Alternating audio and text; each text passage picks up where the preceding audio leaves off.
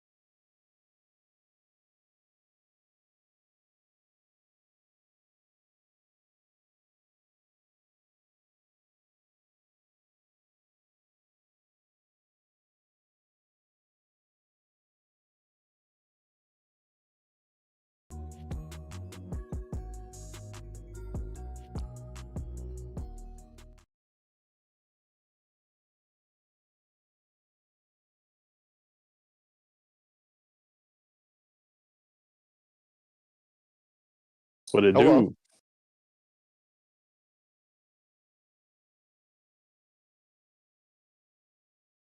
course, it was all on mute this whole time, so I do apologize, but you did hear Brad's and Pete's voice, so they're joining me today. Of course, like I said, the title that we're going to talk about is which role players can really help themselves and really help their team this coming year. Um, all of us have different players that we're going to discuss. We're also going to try to discuss as well. Unfortunately, the Stephen A. Smith shenanigans continues to be a hindrance to me, and really annoys the crap out of me. I don't know about you guys, but for sure it does for me. And so I'll be going, on a little bit of a rant, but more of a discussion as well, because it seems like this guy just can't keep his foot out of his mouth, personally. But we're going to do that and so much more. There's a lot of things to talk about as well. And of course, we're going to have Pete's segment where we're just going to go through the message boards that he will pick out for us. And so we're all excited about. Curations. Yes, and we're excited all about that and so much more. And before any of that happens, please remember to hit that like, share, and subscribe button if you're new to the channel. Again, all that stuff helps out the channel tremendously. We're trying to grow this channel to become bigger and stronger. And be on the lookout for other ventures from us as well, and whatever things come your way via the Charge network, or whatever you want to call this platform. But without further ado, let's get right into the first topic of the day, which is, of course, going to be who we think are going to be some players that are going to help their teams in the next coming season in more of a role player, because of course we want to give these people some love. So let me go to the live scene right now. And we are going to start with some players that we think could potentially help their teams in the next coming season. I don't know who wants to start first. I have one of the players that I have, but if you guys want to start, one of you guys can go ahead. Oh yeah, I'm gonna go first so nobody steals my player. I'm gonna go with Trey Murphy off the rip. Trey Murphy, I love it. One of the most underrated young dudes in the league right now. Seriously. I mean, the Pelicans still think their big three is CJ, Zion, and Ingram. It's really CJ or Ingram, Zion, and Trey Murphy. Yeah, I mean, there's I don't know what more you can say about this guy. He's 6'9", 6'8", 7-foot wingspan. He versatile defender. He's a sniper. Team USA used him on the select team to practice against the actual team, which says a lot because usually those guys are next up and coming players. I think if Zion and Ingram can stay healthy, then he has a chance to be a role player that takes a step forward, because he's not going to see all the same coverages. People still think CJ is part of the big three, so he gets tougher coverages. So Trey can really eat just being a spot up shooter, cutting, playing defense, doing things that he's really good at normally, and he can excel in that role. Yeah, he's an interesting one. He kind of fits into he's a 3-level scorer. He can throw down crazy dunks. It's not that far off somebody like Shaedon Sharpe, right? He gets a lot of hype for his, crazy dunks. He throws down tomahawks and stuff. But Trey Murphy is doing that same stuff. The difference is that he's just as efficient from, anywhere else as far as his shooting is concerned. I actually wonder, if the Pelicans are making a mistake by not getting him out there more often and earlier on in his career. He's kind of a great reason for them to trade somebody like Zion. I know you say that that's their big three. Maybe it is Ingram, Zion, and Trey Murphy, but maybe their timeline is just wrong. To go back to my tried and true timeline with these teams.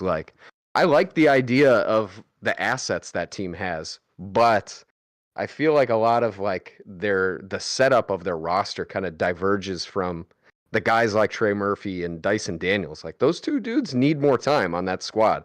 And I would argue guys like Herb Jones deserves more looks as well, but it's tough when you're constantly hamstrung by older guys with higher expectations ahead of you on the roster in the depth chart. So I really like that one. He needs more attention from everybody. Definitely.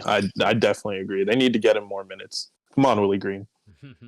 Yeah, Willie Green, step it up. I mean, it's a big jump, even if you look at from his rookie year to even this past year, from 13, 14 minutes a game, now putting up 31 minutes. His minutes will increase, hopefully, is what kind of the hope is. And, even the points, I mean, from 5.4 his rookie year to about 14.5, that tells me that there's something cooking in the Pelicans oven right now. And it's just all about, like you said, the timeline. And it's all about what players they need to kind of ship off and what players they need to start focusing in on. And I agree with you guys there from the Pelicans perspective. They need to start focusing on this guy. I mean, like you said, Brad, shoots 40% from three last year, at about 6 attempts a game. That's pretty good. Ooh, sniper, baby. So, like you said, he definitely needs to be involved in the plans. And I know that CJ McCollum is the president of the NBA Players Association, but Mr. President needs to step down just a little bit to let this guy kind of flourish more. Mr. President, let this man cook. Yeah, for real. I would say my prediction would be if Zion gets hurt again. I think you're right, Pete. I think they probably I don't know if anybody would really take Zion if he gets hurt again, but I think that they're going to look somewhere else if that's what happens, him or Ingram.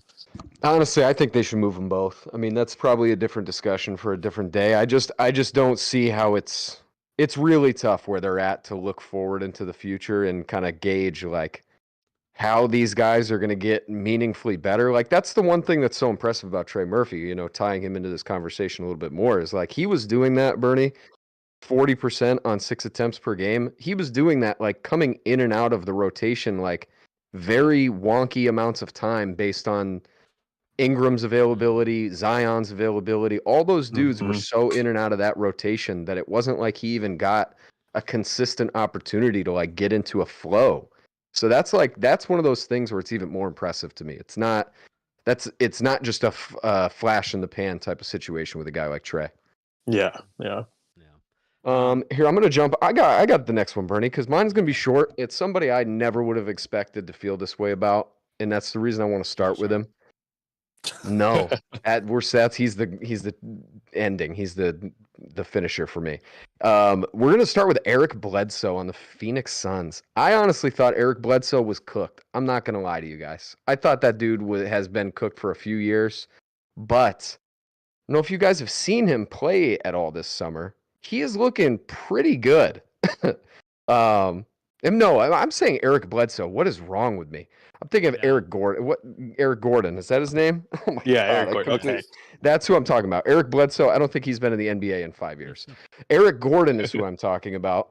I thought he was cooked for years. I thought he was Eric Bledsoe. That's how cooked I thought he was. That being said, he's in some of these FIBA games. I think he's playing for the Bahamas. I might be wrong which team it was. He is looking very nice. I saw him throw down an insane dunk for a guy that had one dunk all of last season. I don't know if you guys knew that. In 69 games played, he had one dunk. And he's throwing down crazy dunks in traffic in these FIBA games. I really think he's one of these guys that it got masked how bad it was in Houston. Like, he really was not putting his best foot forward in that situation. And that's not necessarily his fault. There was nothing going for that team for the last 3 years. Like, it's hard to blame him. That being said, it's going to be very interesting to see him in a place where the expectations are literally flipped from where he's been for years now.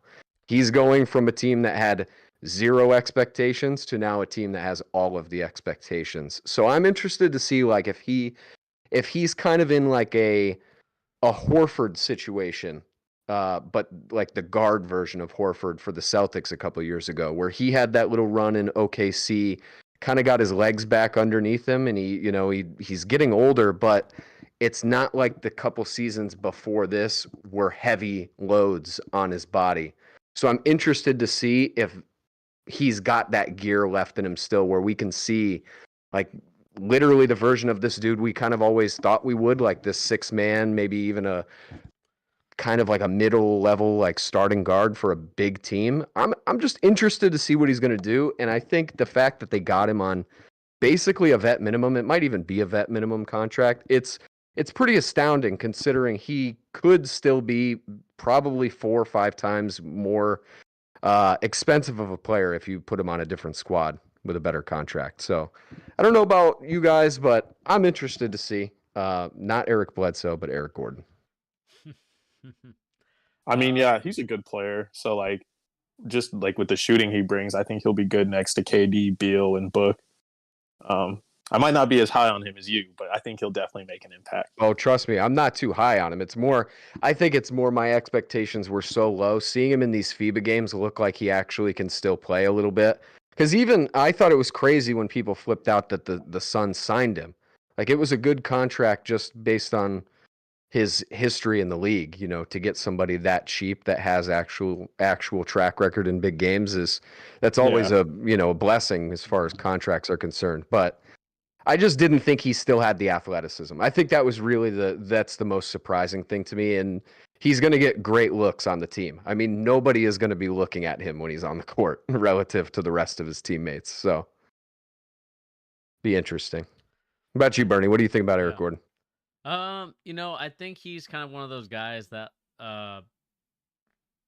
he's a good player.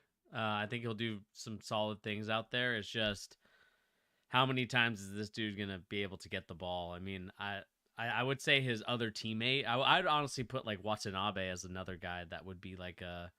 That's a great one. I thought about him too. I feel like he's got a little bit more of a role in that team. It's just because he plays a tough position. Because I guess Booker's moving to the point. I mean, it's positionless basketball at this point, so it doesn't really. Yeah, that team in particular. But I think I'm not as high on him, but I can see why. Just like you said, because we saw, or everybody that watches FIBA basketball kind of saw his rise for the Bahamas, which I actually want to talk about that probably at the end of the stream, but because there's been a lot of controversy out there in the FIBA community. But in terms of him as a role player, like you said, solid. Won't do anything too much in terms of putting up the scoring, or like I guess he'll put up the scoring. It's just, do you see him as like a PJ Tucker? Could he be like that, like corner shooter, knock those things down, or? I mean, I just think it's more a matter of like because I'm kind of basing it off my own expectations for that team. Like I'm relatively low on the Suns compared to how a lot of people feel about this team. Like I don't think Bradley Beal moves the needle as much as a lot of people think he does. And that's just what I've seen from him in terms of winning basketball. But I do think like it's one of those things where I'm just basing it purely off the contractual, like he literally got a vet minimum, right? Like you're talking, there are dudes who will not see the court on a lot of teams who are making that much or more, right?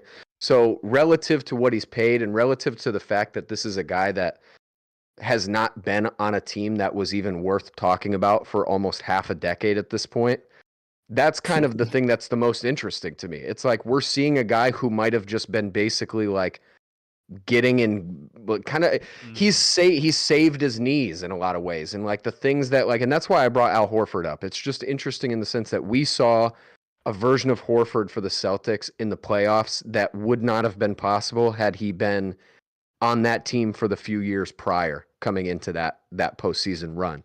And I'm interested to see if that's what's going to be the thing that gets this Suns team to the finals, right? Like these types of guys where they've slipped through the cracks. I'm interested to see, especially Bledsoe. Watanabe is a great shout too, because I definitely think he is another one that just gets so overlooked. Just his shooting, like his repertoire of just being like a knockdown shooter. He is going to get unlimited free looks at the basket, considering how much attention Beal, Booker, and Durant are going to take, and Ayton for that matter. I mean, literally whoever that fifth guy is on the Suns, those dudes are going to have great seasons relative to what their expectations are. That's just kind of my Eric Gordon prediction with him. All right. Let's see here. I think I'm going to pick, I have a couple guys that I want, but let's start off with some easier ones. I'm going to go with Andrew Nembhard. Ooh, I like that one. He's going to be a guy. I mean, we saw it at the middle, or like I would say towards the middle of the season. Played about 75 games, started about 63. Like as soon as you saw him start, you could clearly see that he is his game is just so smooth. It's one of those games where he's just looking to get his teammates the ball, and that's something that, as someone who does that, or used to do that, that was something that I enjoyed about basketball, and just watching those point guards that are able to get their teammates open, be able to create shots for other guys while also not being a bad shooter himself. About 35% from three. 50% from the field. I mean, he's a good player, shot, about 80% from the free throw line. And again, I just think like it also helps a guy like Tyrese Halliburton as well, who can just go off ball, who we know like Tyrese loves to have the ball in his hands, but it's another opportunity for him to get off the ball, do a lot more of those actions that gets him even more open. And then it allows him to kind of go downhill and score the basket easier. So I just think having a guy like Nembhard finally getting the reps and the minutes that he needs during practice to then now like in a starter role, I think it will just help him out tremendously. So I got Andrew Nembhard as kind of one of my players that will probably take another big leap this year. Yeah, that's a great one. I think honestly that one of the things about him in particular is actually less about him and more about one of his teammates. Like Halliburton is the type of guy that's going to raise the ceiling on everybody around him. It's one of those things where you have an instilled level of just competence in like whoever has the ball on the court, especially the fact that Halliburton is there. He's always going to put those guys in a better position to succeed. And I like Nemhard especially for that reason. Just he showed it last year. It was kind of the races off to the races, especially after he hit that game winner over LeBron last season. And then he cooked Steph too. Yeah, he gave him I 31. think that was the same week. Oh my goodness, what a week!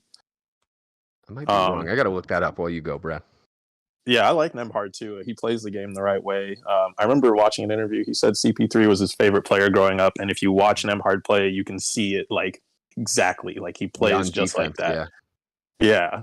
I'm hoping the Pacers move TJ McConnell so he can like step into that backup PG role right away, because otherwise I know they're still gonna like, play like the value game of we got to play TJ so we can move him.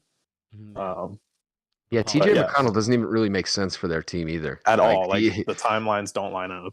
Yeah, he'd be good on a lot of teams actually too. He should go somewhere like the Spurs or the Suns. Yeah, that would be a good look for him. Yeah. Philly. I mean, they could use him too. Wasn't he on Philly a couple years ago too? He was. Yeah, he was in the process somewhere. I think he played with Ben Simmons at some point. Yeah, that's insane. He was right in the middle of that. Who wants to go next? I got another one I'm thinking of, but I'm down to abstain for a minute. Go for it. I'll stick with the Pacers since Bernie brought it up. I got Benedict Mathurin. Ooh. Okay. He was on my list. Hey, my bad.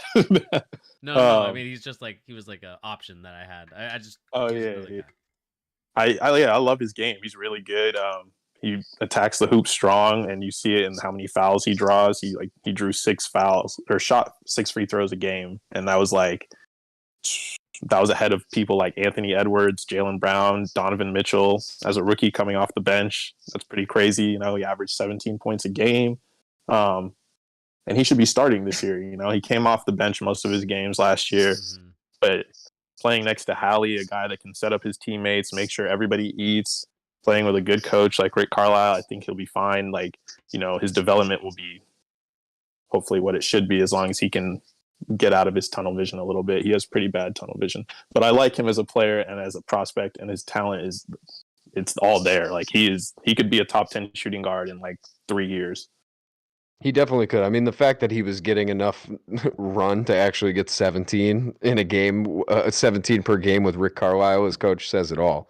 Rick Carlisle is as close to Tibbs as you can get in terms of anti-rookie, and Mathurin was just not having it. There's no way he could have kept him off the floor as much as he probably would have for most rookies. But that being said, yeah, Mathurin is one of those guys where it's really hard for me to even tell what the ceiling is for him, because he could be, I think, a realistic outlook for him. And maybe this is just the bias of having seen him as a 6 man. I do see something like a Lou Williams that plays like Dwayne Wade, right? Is kind of maybe a realistic outcome in terms of what he can bring to a team. He's just a spark plug scorer. But then on the upside, he could just be kind of like Dwayne Wade, a slightly bigger Dwayne Wade. He's got that that slashing ability that is just so, it's uncommon even amongst the level of athlete that's in the NBA. He's got just an unbelievable amount of burst to get to the basket. That's why he's getting 17. There's no way that most of the NBA couldn't stay in front of him. It's just he doesn't necessarily take very good shots, I don't think. And he definitely he forces the issue a little too much. Yeah. But if he could get those things under wraps a little bit, I mean, it's tough. I mean, he could have some Anthony Edwards type upside in terms of just pure athleticism, carrying him through a lack of skill, right? Yeah. I mean, I think the big thing about Benedict Mathurin that is going to be helpful for him is that now Duarte is off the team, and went to the Kings. Yeah. So that allows him, like you said, Brad, to finally get in that starting position and finally getting those reps that are so important for a guy like Benedict Mathurin. Like you said, it was an inefficient to some part. It was an inefficient 17 points a game. But what will we see now when he finally is able to be in the starting role? Now he has a guy like Nemhard and Tyrese Halliburton who are willing passers and guys that create offenses for other players. I just see tremendous things for Benedict Mathurin. And, it kind of gives me off I would say a Jason Terry in terms of a guy who potentially could be a sharpshooter, but early in his career was just attacking the hoop relentlessly. Yeah. And so I definitely think that Benedict Mathurin will be a guy that will do some great things in the league. I'm actually excited for this Pacers team because a lot of people a couple years ago would have said that this was a huge rebuilding project that'll take many years. But if done correctly, and and the pieces that they even added this season, I think you could potentially see this team get back to where they were a couple years ago when they had like Paul George and Roy Hibbert, where it's like finally getting back into the playoffs, making some deep runs because it's so talented. I mean, I will say like this is probably the most talented I feel like the NBA has ever been ever in its inception. And so it's finally fun to see like guys like Benedict Mathurin who maybe 10 years ago probably would never get the chance, but you're seeing a lot of these guys finally get opportunities. And I know Mathurin was a high draft pick, but now it's like you have a full team of like you have a Halliburton, you have a Nembhard, you have a Mathurin, and you have like a bunch of other guys as well on this team that could potentially gel well together. And it's going to be a Miles Turner too. Like it's going to be a fun team to watch, and I think it's just showing you that it's going hopefully what it's showing is that the NBA will be a little bit more competitive in some sense in terms of all teams are just like really battling it out. Yeah, the Pacers are crazy too because they were really like right there in the East. I mean, that was so strange before Halliburton's injury. They were really like giving teams a lot of work. It was one of those things where they were just all moving in the same direction and clearly had the same mentality of like nobody is even talking about this. It's not even a nobody believes in us. It's a nobody even is thinking of us type situation. And I really like the prospects of their future. I mean, the fact that you already have a guy in Halliburton that is a cornerstone, but a lot of their pieces are legitimately talented guys. Like even like their backup center, Isaiah Jackson, like he's a guy that is a real player. Like he is actually a solid dude. He could be Nick Claxton. Like he's right there. Yeah, I like the Pacers. I'm interested. You both pick Pacers, guys. I will go with. I'll go to the next one. I'm going to pick another old guy. Happy birthday to this man, apparently too. August 23rd, 1990. Mr. Seth Curry of the Dallas Mavericks. I think Seth Curry is one of the most interesting like role players for me coming into this season for the mere fact that similar to Bledsoe, good Lord, man, get Eric Bledsoe out of my head. Eric Gordon, this man is making less than 95% of the league. He's basically making $1.2 million for this 1 year. He signed a 1-year contract with Dallas this offseason. That's criminal. I'm just going to be, it's straight up criminal. This dude is a 43.5% from 3-point% shooter in his career. He's one of the probably 15 best 3-point shooters in the league, if not a little bit better than that. And just like I was saying about Gordon, he's in a great spot to just get open looks. Like he is the exact type of guy that you would put around Luka and see him thrive. And we saw him play with Luka in Dallas maybe 3 or 4 years ago, and it looked great when he was there. He signed a big contract in Brooklyn, obviously didn't go well. But the fact that he fell off so much in terms of what he was worth to these teams is really, really strange to me because his game is not predicated on his athleticism or his age. Like, it really doesn't matter. As long as you give him open looks, he's going to end up knocking down more than most he shoots, right? And I think of guys like Joe Harris, right? Joe Harris is making, mind you, no one would give him this contract that he has. He's making like $17 million this season, right? He's making 17 times what Seth Curry makes. That's criminal. And the fact that now he's on a team where it's not constant drama, constant chaos. He went from Philly to Brooklyn. So, excuse me, he signed that contract with Philly.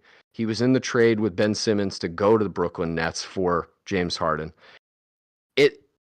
It's so hard to hold these past 3 seasons against this dude. But it seems like the league, in just the perspective of him as an actual kind of role player in the league, has fallen off dramatically when really it's not like he's worse than he was when he signed a $32 million contract. It's just he has been injured on and off, and it's been obscured by bad teams with craziness going on. So I think he's one of the ones, just like maybe it's me kind of playing the system of this game a little bit, where it's a role player that's going to prove some people wrong and kind of show up more than people expect. Mm-hmm. But this is just kind of his career. I feel like he's an afterthought for a lot of people, when in all reality, he really is like an elite. He has an elite skill in the league, which there's a lot of guys who cannot say they have. I like that pick. I agree. I think when he was on the Mavericks, they had, at the time, the best offense in NBA history, I think. Was that the team? Yeah. It was him. Luka, right. Trey Burke, Finney Smith. Yeah, the team at Tim Hardaway. That team was insane. And Seth was a big part of it. I was mad when the Mavericks let him go because, they treated him like he didn't matter, and he mattered, and they saw that as soon as they let him go. So that's probably why they signed him again, because they know he has good chemistry with Luka, and he has good chemistry with Kyrie too, because they played together in college for 11 games. Yeah. But they're Duke brothers, so that's a good pickup too for keeping Kyrie's head on straight. Maybe he can do that. Yeah, I like. Sure. I mean, he must have liked him enough to want to play with him again too. Yeah, exactly. I mean, that's crazy that you said that, because I've thought about how he just gets tossed around the league like he didn't matter. Even when he was in Philly, he was generating the most points out of possessions out of a pick and roll with Embiid. Like, it was him scoring or passing to Embiid out of pick and rolls, and he was top 5 in the league 100%. Out of points per possession. Yeah, it made no sense when they just tossed him in as an afterthought with Ben Simmons. It honestly blew my mind. Then he was worth so much more to them than they gave any credit for. It's really strange. And I wonder if a lot of that has to do with just the fact that he's clearly not his brother, right? You can't really compare him to his brother in any way. It's not fair to him or Steph. But that doesn't change the fact that he is a legitimate asset to any team he's been on. And he seems relative to a great glue guy, great chemistry dude, because it's not like you ever hear about him in terms of these crazy situations he gets thrown into. Yeah. Very true. I just think the unfortunate part about Seth is I just think he's in, and I think what really is unfortunate for some of these role players is the politics of everything, right? Who do you know? What players gel well with you? What players are going to say yes? What owners or GMs are going to like you? It's all a game to them, and it's really about finding a niche or a role on your team for these guys, because we've seen, I think Seth is a perfect example of it. There's times where it's you saw early in his career nothing, and then all of a sudden he gets on Dallas, plays really well, boom, he's made it. But then for some reason, gets hurt the next year after the Dallas year. I think he broke his left tibia or something like that. I think it was a crazy injury. And then was traded away, moved around. But I agree with you, Pete. I think he's a good player. He definitely deserves this opportunity to show people what he can do. And now that he's back in Dallas, I think it'll be, like you said, it'll be so much easier for him, getting open looks, knocking him down. And I think he's going to prove a lot of people wrong, like you said. It's just the unfortunate reality of being a role player in the NBA, especially. Yeah, you get tossed around. Got to find your niche and be appreciated where you're at. That's the hardest thing, I think, for these role players to find, is just a place where they actually appreciate you and know your worth, and the fans appreciate it too, and you're making the right amount of money. It's a tough balance for a lot of these guys. I just think he's going to have, relative to a $1.2 million contract, it's going to be a crazy season for him, because he's going to have so many open looks. Mm-hmm. And the fact that he's going to get open looks from corner threes, he's just going to be making threes at an absurd rate. Definitely. One player that I'm going to add to this list, and it all is predicated on if he starts, and it's really predicated if they will allow him to really go off. And I got Jalen Duren from the Detroit Pistons. Oh, love it. My boy. Ever since, and Pete, you can attest to this, ever since I saw him, absolutely, and I know their team lost, but ever since since he manhandled the Gonzaga Bulldogs when he was playing in Memphis, this was the one guy I was like, he's a man-child with the way that he's able to get those rebounds, able to get those putbacks. And the unfortunate part about Jalen Duren is that he is now going to be entering in this season with a lot of competition at that starting spot. I'm hopeful that he gets it, but when you got, I believe their team right now is consistent of Bagley, Isaiah Stewart, and I think and James Wiseman. 3 guys that kind of play that role. My hope is that Jalen Duren is given the opportunity to get that starting spot, because I think with even more time and more minutes, I think his stats and his numbers go up. Now, is he a 3-point shooter? No.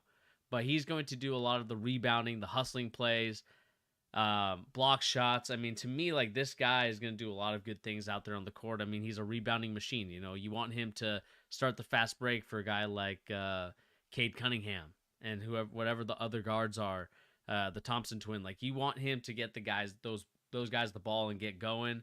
You know, have him off the pick and roll, let him be a lob guy. I'm hoping that he gets some more minutes, but I know I would love to know what you guys think about like his opportunity to get that starting spot or even the minutes to make that big of an impact. Because I'm worried that because the other guys are a little bit more offensive minded than he is, it kind of puts him down the pedestal a little bit. Man, when Troy Weaver traded for James Wiseman, I was in disbelief. I couldn't believe he did that because, yeah, he did that and then said he wants to start Jalen Duren and James Wiseman next to each other, which is like the complete opposite of this era of basketball that we're in. But I think he should be. I really think he's just competing with Wiseman because I think they want Stewart at the 4. Like you see him shooting all these threes and he's trying to space the floor. And then Bagley's always hurt, but he also plays the 4. I'm not worried about Marvin. But Jalen Duren, he's amazing. Like you said, he's a man-child. I call him Baby Dwight. He does give. It's crazy. He is literally Baby Dwight. It's crazy because the Hornets drafted him and traded him for Mark Williams, and they could have paired LaMelo and Jalen Duren. But that's neither here nor there. But it's just like a what if that could have been, really nice. That's we've talked about it on this channel. We've talked. Man, the funniest part, and I don't want to get too far. Mark Williams is my next person. Yo, he's my next person. I really like Mark Williams. But that being said, let's stick on Jalen Duren for just a second. I actually think last season was kind of an anomaly, in the sense that he was in the worst possible scenario for his skill set to be what that team needed. And that still reflects pretty poorly on Detroit because it shouldn't have mattered. They were going nowhere fast anyway. But I wonder if it was more a byproduct of the fact that Cade wasn't there, that they just had to like really over rely on guys like Bagley, right? Like just force these guys who actually do shoot a little bit more, just out of the mere like we have to have some offense on the court. Now when Cade's not here.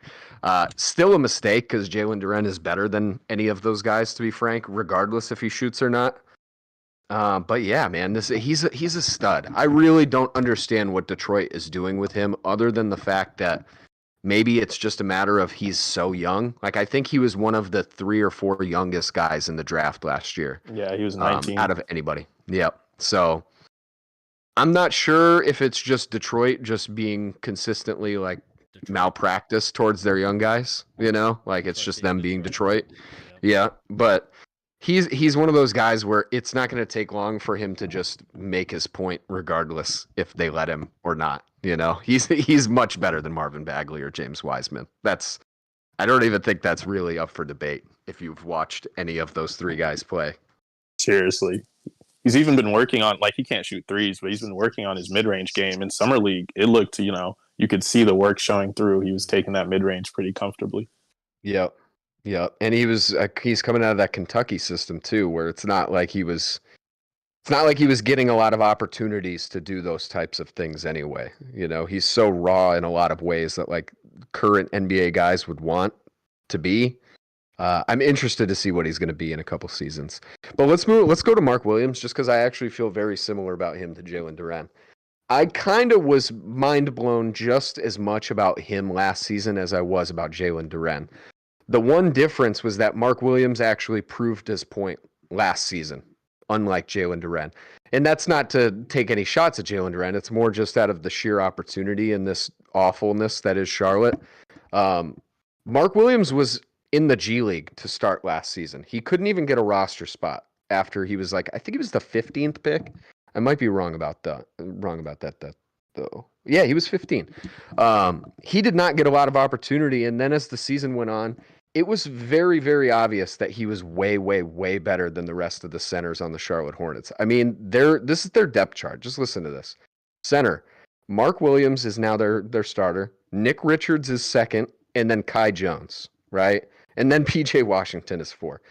Kai Jones, I'm sorry. Kai Jones is like the worst version of the guys we're talking about right now, and Nick Richards is barely a center, right? And those guys were getting tons of looks ahead of him. And I think at the time they had Plumlee too, right? Last season. Yeah. Mm-hmm. This is a guy that is like exactly what LaMelo needs, right? And in the same sense, you guys are talking about like they could have just had Jalen Duren. Perfect. Well, here you go. They have Mark Williams. This is like a guy that's so genuinely undervalued for how big he is, how fluid he is, and the fact that he can play pretty legitimate defense with as big of a frame as he has. I'm just really interested to see what Mark Williams is going to be because he's got like I would say he's a little farther ahead offensively than Jalen Duren, not by much. It's just interesting to see, like, they're both, I guess I'm kind of floundering here. They're both in the same spot, though, where they're underappreciated dudes who really are a lot more talented than the opportunities presented to them so far in their careers. I'm just interested to see what a full season of LaMelo with Mark Williams is going to be for this team. I really hate their roster, though, so hopefully he can still keep going on the upswing. What do you guys think about Mark Williams? I mean, you obviously both like Jalen Duren more than him, but what do you guys think? Yeah, I like Mark. I think he's a really good rim protector, which is what you need next to LaMelo because he's going to get beat a lot on the perimeter. He has good hands. I saw him. I'll never forget it. I saw him absolutely destroy Bam Adebayo. I think he had 18 points and 20 rebounds. Like he cooked Bam. He was like you said, Pete. That frame is crazy, and he was using it because Bam is kind of undersized for a center. He's just really strong. So he was really like abusing him. I couldn't believe it. I hope he gets more minutes. Steve Clifford. One of the worst coaches in the league. Those old head coaches, it's rough with those coaches. But I don't think he really has a choice next year because, like you said, Kai Jones is. I don't think he's an NBA athlete. He's not an NBA player. And then Nick Richards is Nick Richards. So yeah, Mark Williams should slot in and get a lot of reps pretty easily. Yeah, I don't know, man. This roster sucks. I'm just gonna keep it real. It's pretty terrible. I just I think Mark Williams is solid, but I just think with the tough roster. Everyone knows that the game plan is going to be try to get the ball out of LaMelo's hands and try to let other guys score because I don't know. I mean, the scouting reporters on this roster is that there is just nothing there unless, maybe Gordon Hayward if he plays, but I think that this team is probably looking to move off the Gordon Hayward and try to move him to a different team is kind of what he's still in Charlotte. Oh my goodness. Yeah. Honestly, you never know with them. The fact that they haven't traded him yet is beyond reason. Well, I mean, let's see with this new ownership without Michael Jordan. Let's see if it helps or hurts them. But true. I mean, this roster that's constructed right now, it's definitely a roster where I'm a little concerned for some of these players. Like even Brandon Miller, he didn't look great in the summer league. But man, this roster just doesn't scream to me that Mark Williams will thrive in the system. It just kind of screams to me that he might be a victim. All these players really are going to be victims of a terrible roster in Charlotte. Yeah. You very well may be right, but one of the big things I left out about Mark Williams that I think is the most interesting is just how different he is than most of the centers in the league that are getting drafted right now. Like I'm really, really interested to see Mark Williams match up against guys like Chet and Wemby. Like he is going to be, if he can figure it out and, really grow into just the skill set of what he needs to have to compete with those guys on a nightly basis, like his frame alone is going to give him a significant advantage in containing them compared to most guys in the league.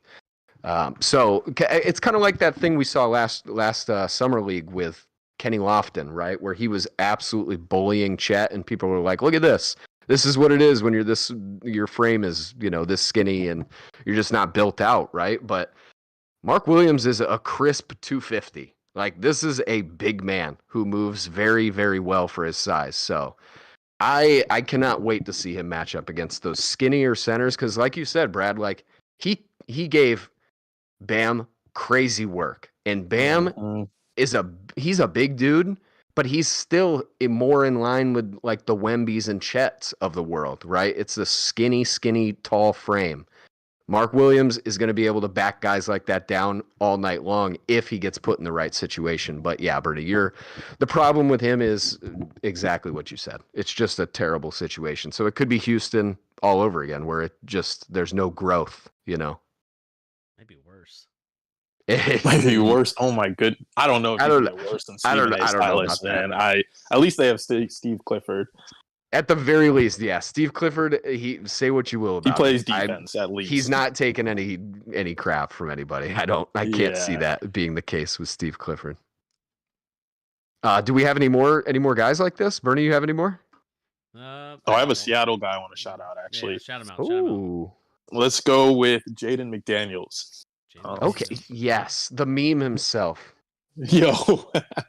It seems like people are forgetting about him because he stupidly broke his hand in the playing game versus the Pelicans.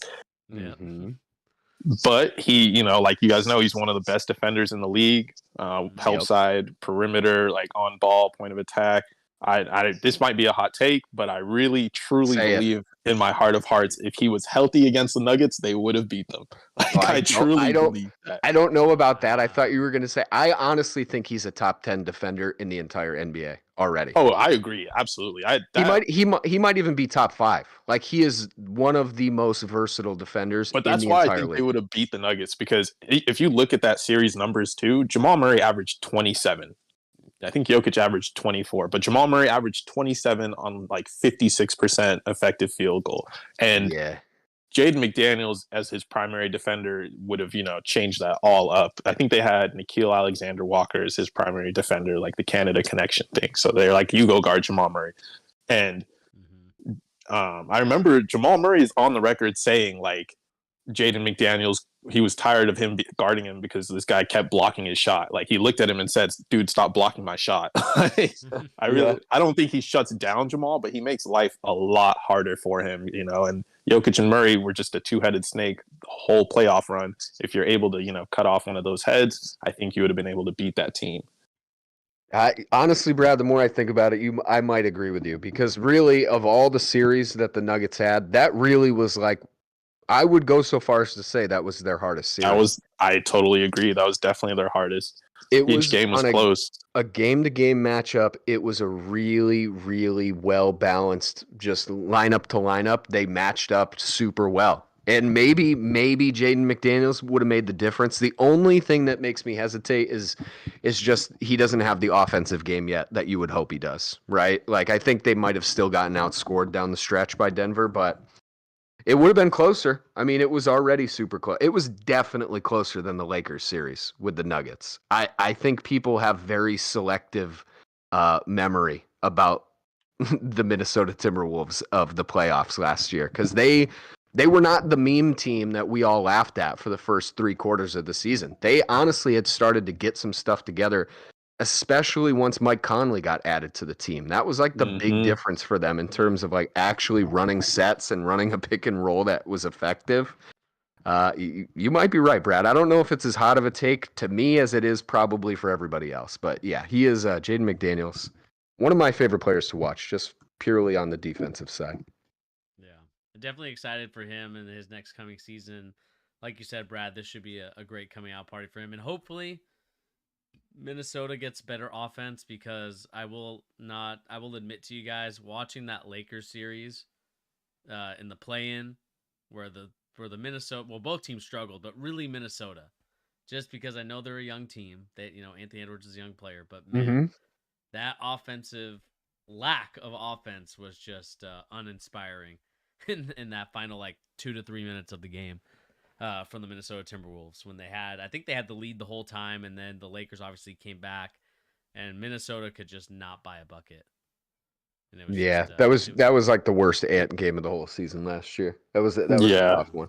Yeah, and I know he had a shoulder surgery or shoulder injury, so I'm not gonna put too much on him, but we're gonna probably his friend Karl-Anthony Towns need to step up in that sense. But I will say, oh my bad, but one last thing. Go ahead. I think Jaden and Ant are Michael Jordan and Scottie Pippen 2.0, at least on the defensive end for sure. Offense, Ant's there. I think Jaden's will come. Like you see his points right there. They've gone up each year, and he works on his game. I think the offense will come. If they wanted it bad enough, they definitely have the tool set to be Michael and Scottie light. You're not wrong. I just want to know if his actual nickname is Seatbelt, as it says here. Is that what they have? They have the Seatbelt. That's actually a crazy nickname. That's fire. There are some crazy nicknames on Basketball Reference. I got a player for you guys, and Pete, this is my propaganda that I'm just gonna keep. Let's hear it, Brittany. Come on. I got Anthony Black as another guy. Oh, this is your propaganda. You're picking rookies in which role players are going to show up this season. Risky business. Risky business. I don't know. No, I'm just kidding. Let's hear it, Bernie. Anthony Black is not going to be asked to do too much on this team. Like, if you really think about it, the guys that are going to be balling out for them, Wagner, Banchero, like those are the two guys that are really going to be taking over for the Orlando Magic. The one thing that the Magic have been missing, and it's kind of what happened in Phoenix until Chris Paul came, it's going to be the same thing for Orlando. Like they were still looking for that point guard. Cole Anthony's not cutting it. Suggs is not cutting it. But Anthony Black is a guy that can, because the one thing that you're noticing about the league right now is that length matters. Size matters. And so you're seeing a guy like Anthony Black at 6'7", my propaganda for tall point guards. To me, like he just had a great season last season in Arkansas. Assist numbers are there. Like he's going to be looking to set those guys up rather than getting his own. And I just think being as that third guy, he really can be like a Josh Giddey for the Orlando Magic. Like I think he kind of has a similar game in a sense. I know that his offense is a little bit better than Giddey, but I still like the fact that I think Anthony Black can do a lot of good things for this team coming out of his rookie year. It just depends on the Magic and if they're willing to start him, because I know that for some people, like unless you're like the clear cut guy, they have Suggs, they have Cole Anthony. I'm not sure like what's gonna happen there in training camp, but I think Anthony Black is a guy that definitely could be in that role of being like a good role player for them, at least his rookie year. Yeah, I need to see it. I'm not necessarily out on him, obviously. I haven't even seen him play in the NBA. But I think it's a tougher road for him getting that spot than you think it is. I think, I still have a lot of faith in Markelle Fultz. Like, I still think he is, legitimately undervalued for how much he impacts that team's, recent success in terms of his development. Like, he's still pretty young. What is Markelle? He's still got to be probably 23 or 24. He's definitely a younger guy. But yeah, I mean, I don't see the Cole Anthonys of the world holding Anthony Black back. If he's really going to be that guy, he'll jump over guys like that in the rotation pretty quick. I'm interested to see, Bernie. I think I like that this is your guy, though. I like you've hedged a lot of your futures on this guy right here. It's interesting. It's an interesting one to me. It's off the beaten path, so to say. What do you think about Anthony Black, Brad? I like Anthony Black. I like his game. I liked him at Arkansas. But yeah, like you said, I got to see it. He's a rookie. Some things I didn't like with him, at least watching him in Summer League. I know it's just Summer League, but it looked like he was kind of hesitant to score. Like he was setting people up to the point it was like, we need you to score and not be, we don't want to play 4-on-5 on offense. We need you to look for your own shot. Like you're the point guard. So the playmaking is nice, but yeah, his offense needs to come. The jumper needs to come. And yeah, I think he's going to be behind Markelle probably as he should. Markel has been nice. I have him in my dynasty league. I'm rooting for him. Little He propaganda. genuinely is. He is nicer than people think he is. He definitely is. Yeah, Anthony Black's a good player. I think all the potential is there and all the tools are there. Like you said, Bernie, the length and height matters. So he has all the tools. He just has to put it together and get a lot of reps.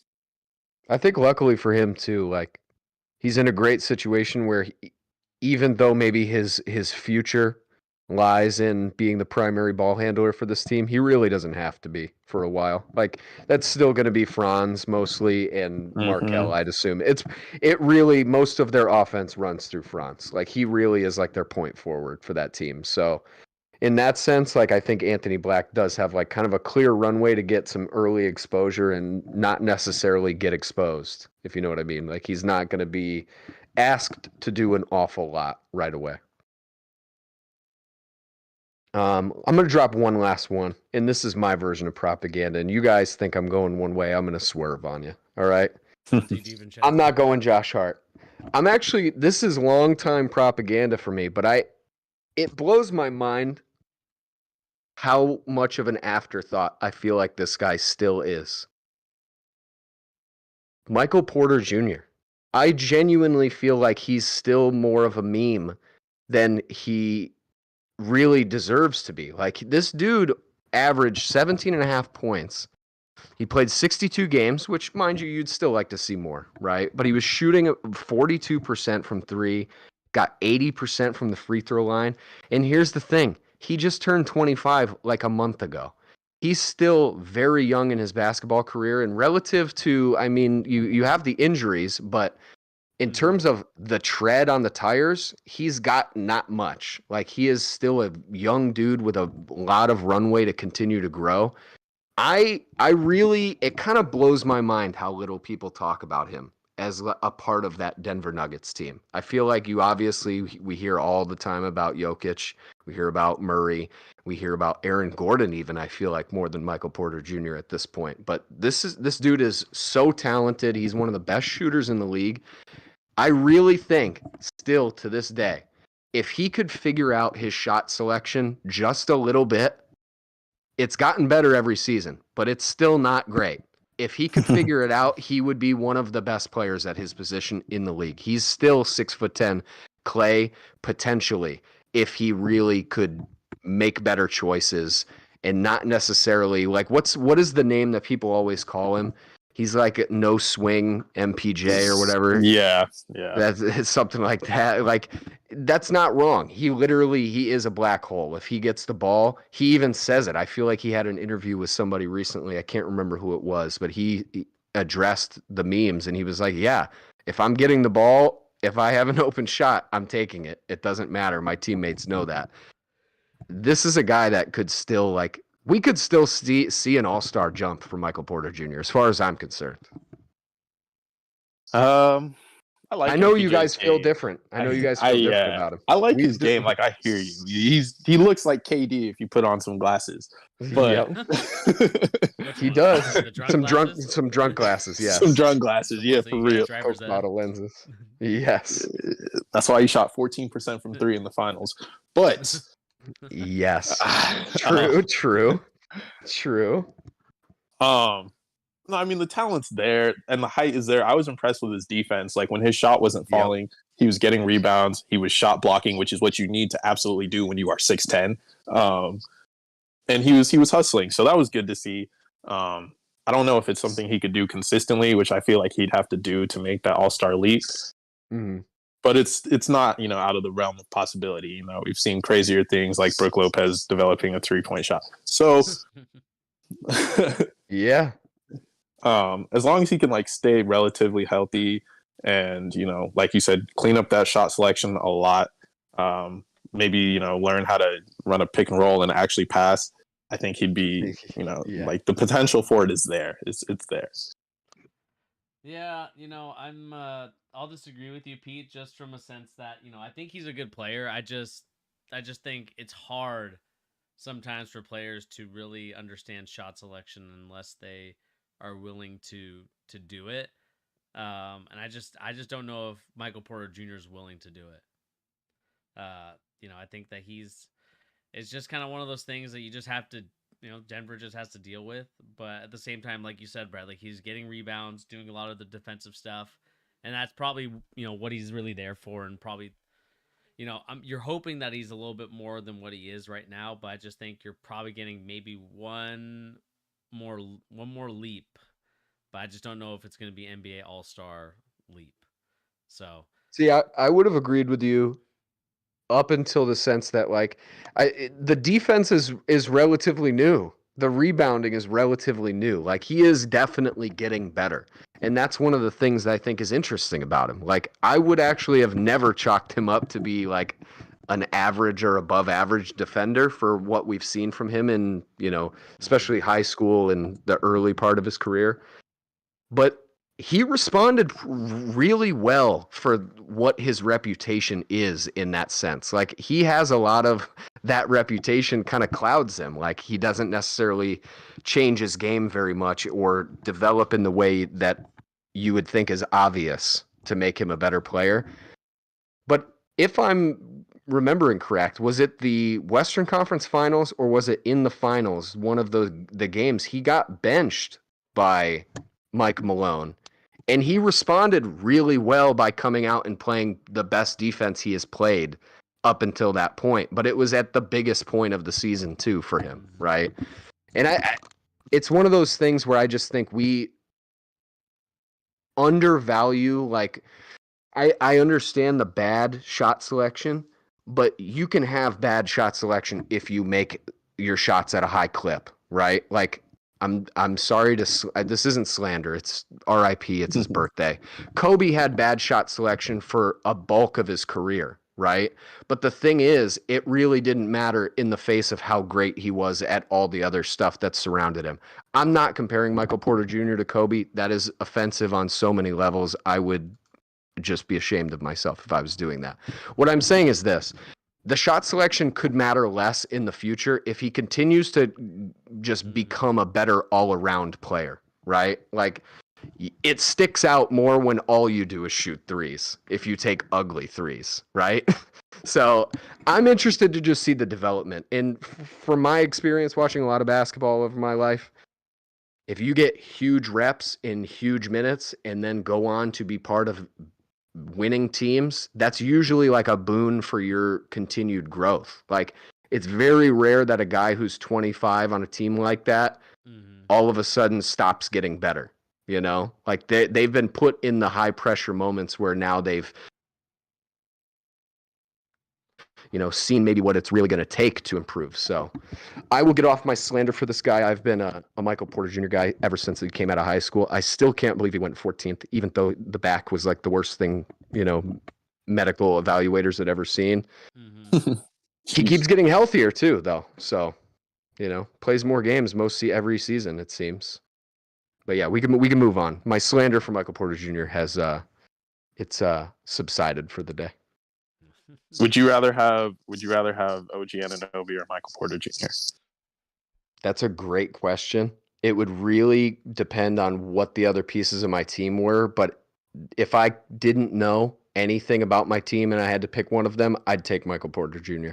I just think I just think the ceiling is a lot higher. Even if right now OG has a much more quantifiable, like he is an elite defender. He's one of the best defenders in the league, right?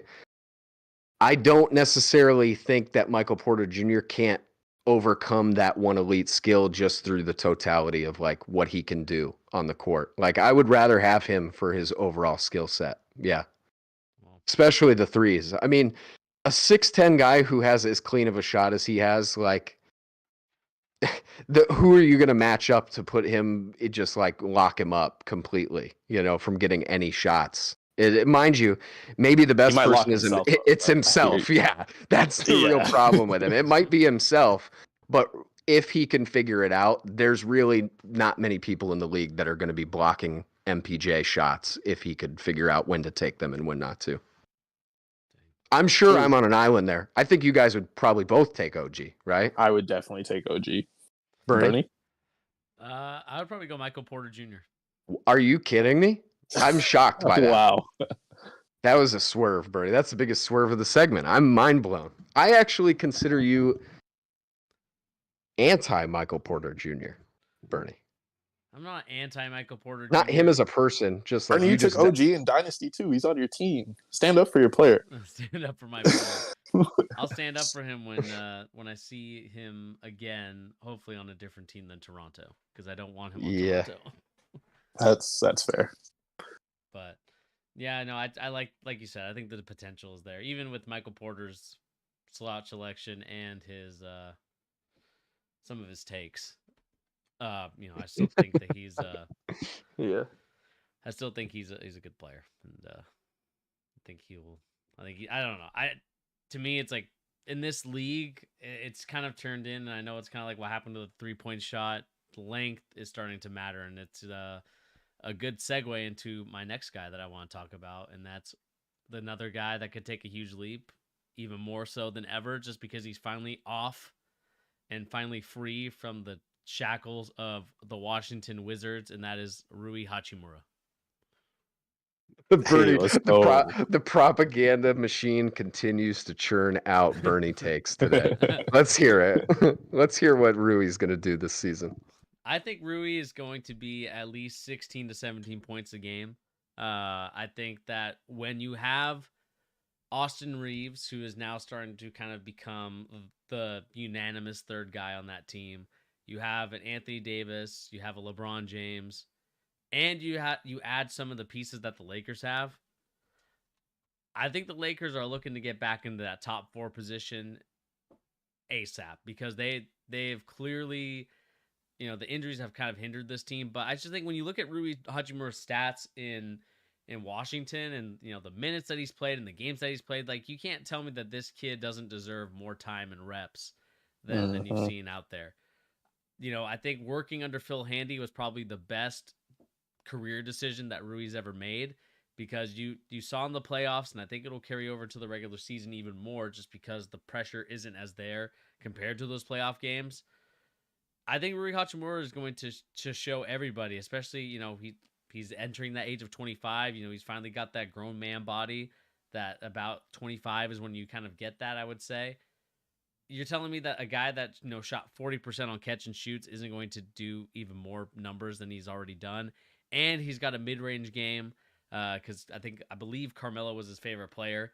And you could kind of see those influences when he kind of gets that shot fake, gets into that, little either middle drive or even baseline drive, and just pulls up and is, I believe he's like 6'9", 6'8". 6'8", yeah. 6'8". Like, it's kind of one of the hardest shots to guard. And so I just think with Rui Hachimura kind of getting opportunities because those other guys are kind of creating opportunities for him, like, I can't see how Rui Hachimura doesn't improve and becomes an even bigger role player than ever before. As a Rui Hachimura truther, I'm happy that you shouted him out. I think, playing next to LeBron and guys like Austin Reeves and AD, he'll get the easiest looks of his life, just like he did against Memphis. Desmond Bane was like, yeah, our game plan is to leave Rui open. And Rui was like, okay. So he's like, bet, I'm going to get these shots off. Mm-hmm. So, yeah, I love Rui's game. The Wizards didn't use him right at all. They picked him in the lottery and then didn't play him, and then he went through some personal stuff, and then they used that as kind of an excuse to just, bench him at the end of the rotation. So I'm happy to see him free from that disgusting organization. Yeah, he's a good player. If you put on those drunken glasses, he looks like Kawhi Leonard with that mid-range game. As the Rui doubter here, and this is not just sheerly to push back on you, Bernie, just because I can. I honestly am more of a doubter than you guys are. I want Rui to be the best version of him. Obviously, he could be. The thing is this, I just need to see it more consistently. I mean, it was half a season, right? Before that, there was minimal flashes, and you could chalk it up purely, and you're totally within your means to do so.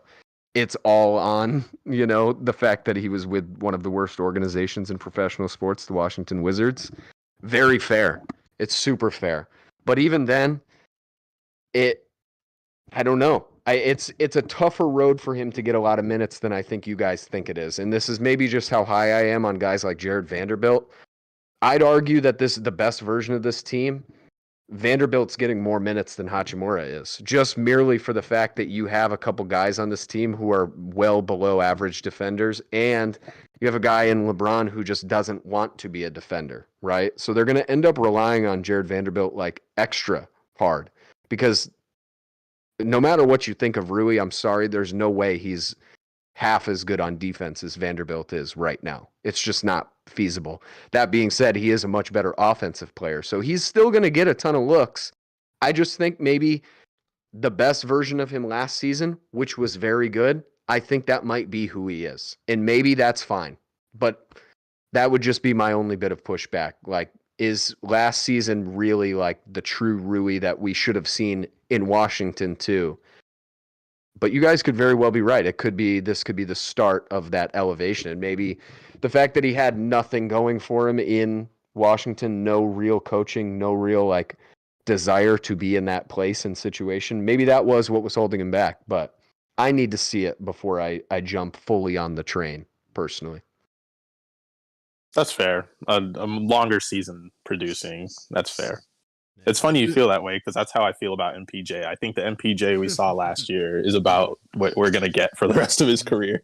That's funny. Yeah, I mean, but even then, I guess the crazy part is that Rui makes half of what MPJ does. So in that sense, maybe you guys are right to be looking at Rui as potentially more of a jumper in terms of where he's at in the league. Yeah. But they are like right around the same age.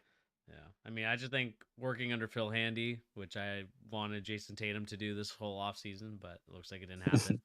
I just think you're getting great results if you work with Phil Handy. So, yeah, Brad, if you're a Rui Hachimura truther, Bernie is alpha number one Phil Handy truther. He is the top of the Phil Handy truther bandwagon. Me the guys that have worked with Phil Handy have not been good players. Didn't he work with Kawhi in Toronto, right? I'm not disagreeing with you whatsoever, Bertie. I'm just saying you ride harder for Phil Handy than Phil Handy rides for himself. All right? That's all I'm saying. It's valid. It's valid for sure. Wait. He worked with LeBron in Cleveland, and he worked with Kawhi in Toronto.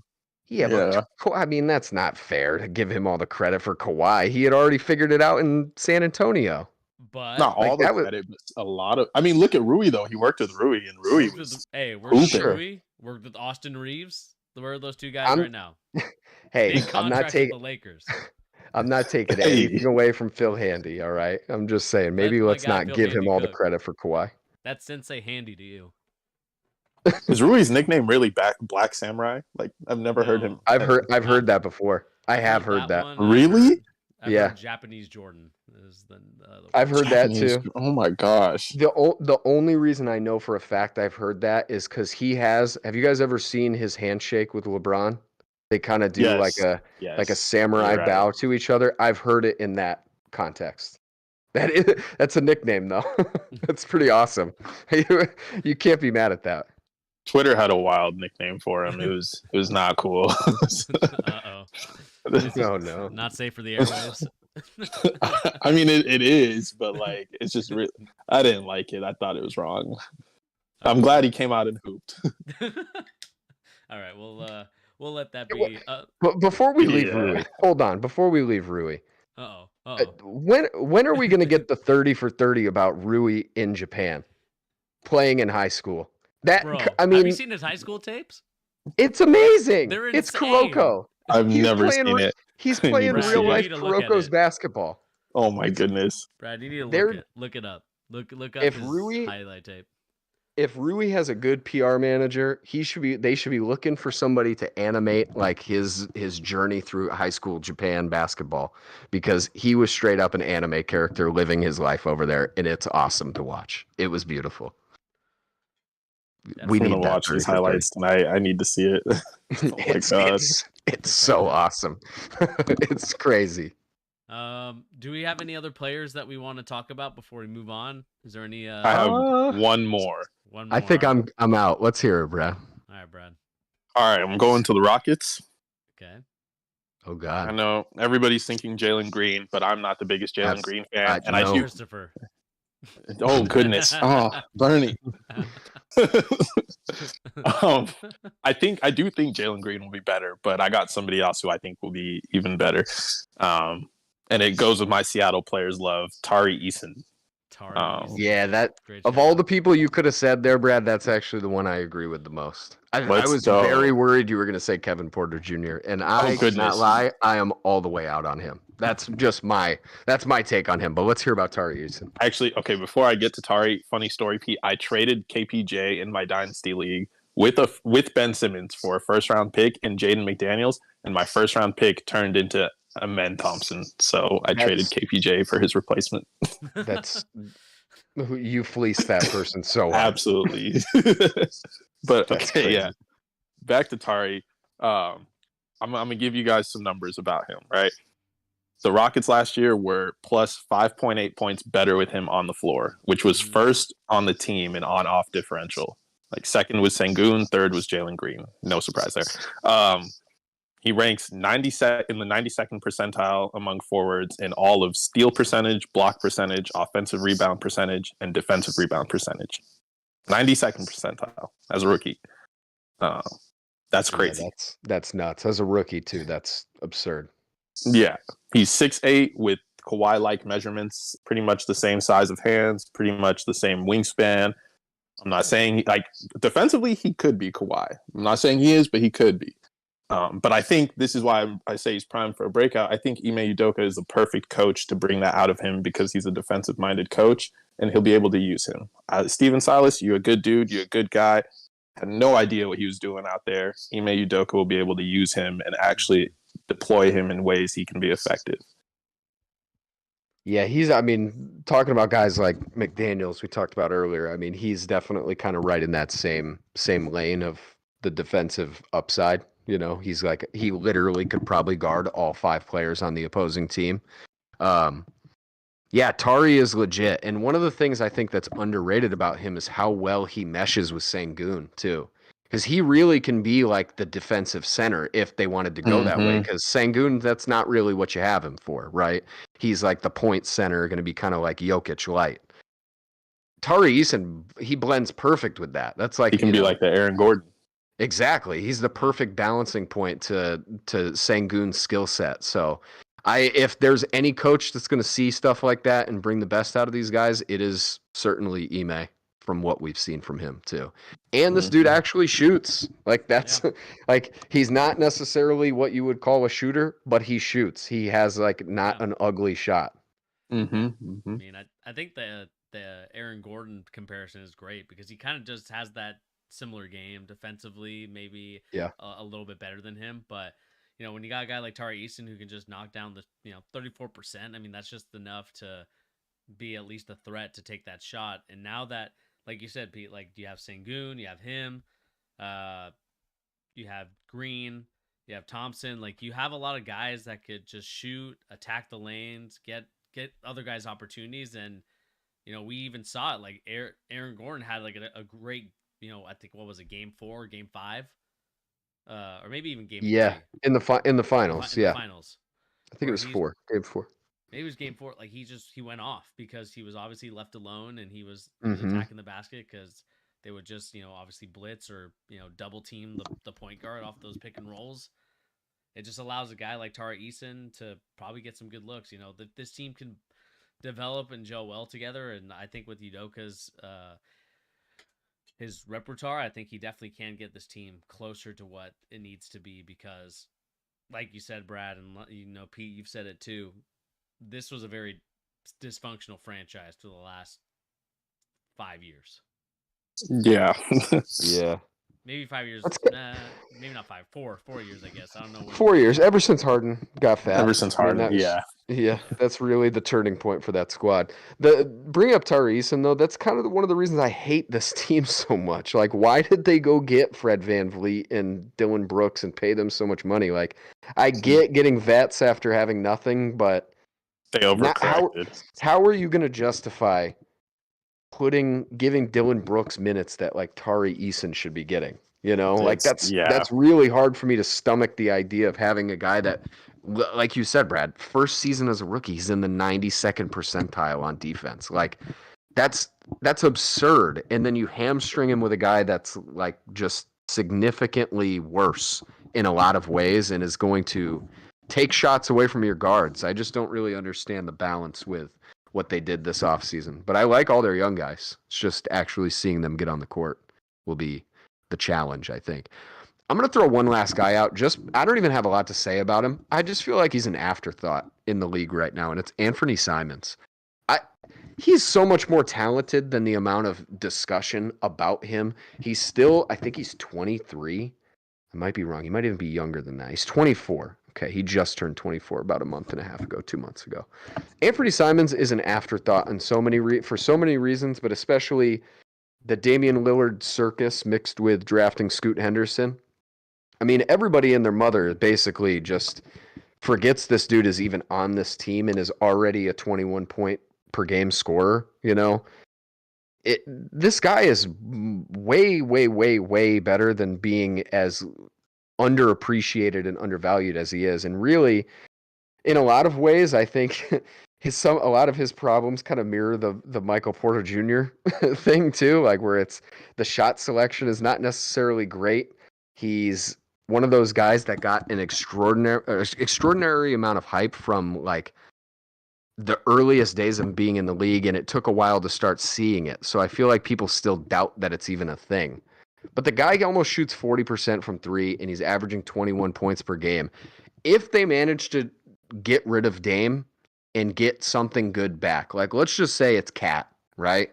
I don't even really like that trade, but it actually fits for their team.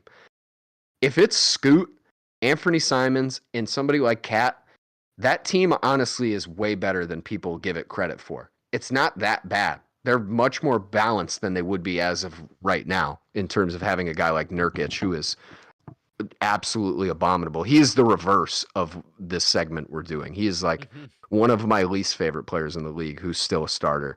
But yeah, Anthony Simons, so underappreciated, still a young kid. Who knows what he's going to be, especially if him and Scoot really gel with each other. They're both pretty small, though, so they're kind of ending back up in the CJ Dame situation all over again, though. So what do you guys think about Anthony? I feel like we've never even discussed this guy on the Charge.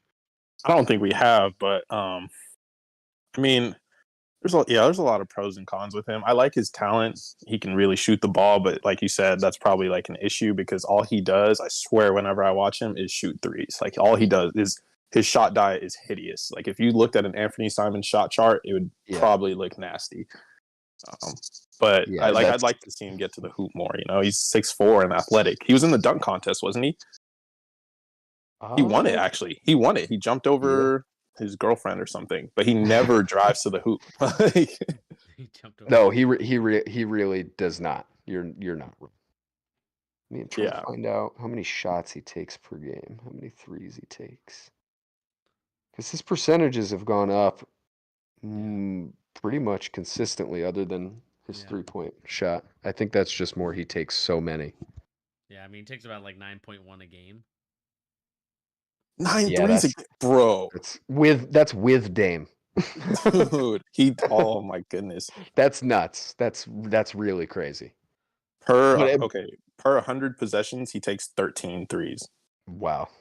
I mean, that's absurd. That's Michael Porter Jr. He's the guard Michael Porter Jr. It's very I guess I have a type because it's similar in that sense. Like they do take way too many threes, but if they just figured out their shot selection, I mean, he instantly goes up a tier in terms of how people think of him. That's fair. I mean, the talent is there. I'd like the Raptors to get him. They need a guard that can shoot like that and handle like that. That would actually be pretty nice. Yeah. Okay. Yeah. Let us know in the comment section down below, people. What do you guys think of all the players that we mentioned? Do you guys agree with some of them? Do you guys disagree with any of them? We'd love to know what you guys think in the comment section down below. Who is your guys' biggest role players that can make a huge leap this year? I know there's a lot of guys that we didn't talk about today that you probably want to bring up, so make sure to put that in the comment section or in the live chat if you're here with us down below. Let's move on to this next subject. And, I told you guys pre-hand that I was going to do a rant.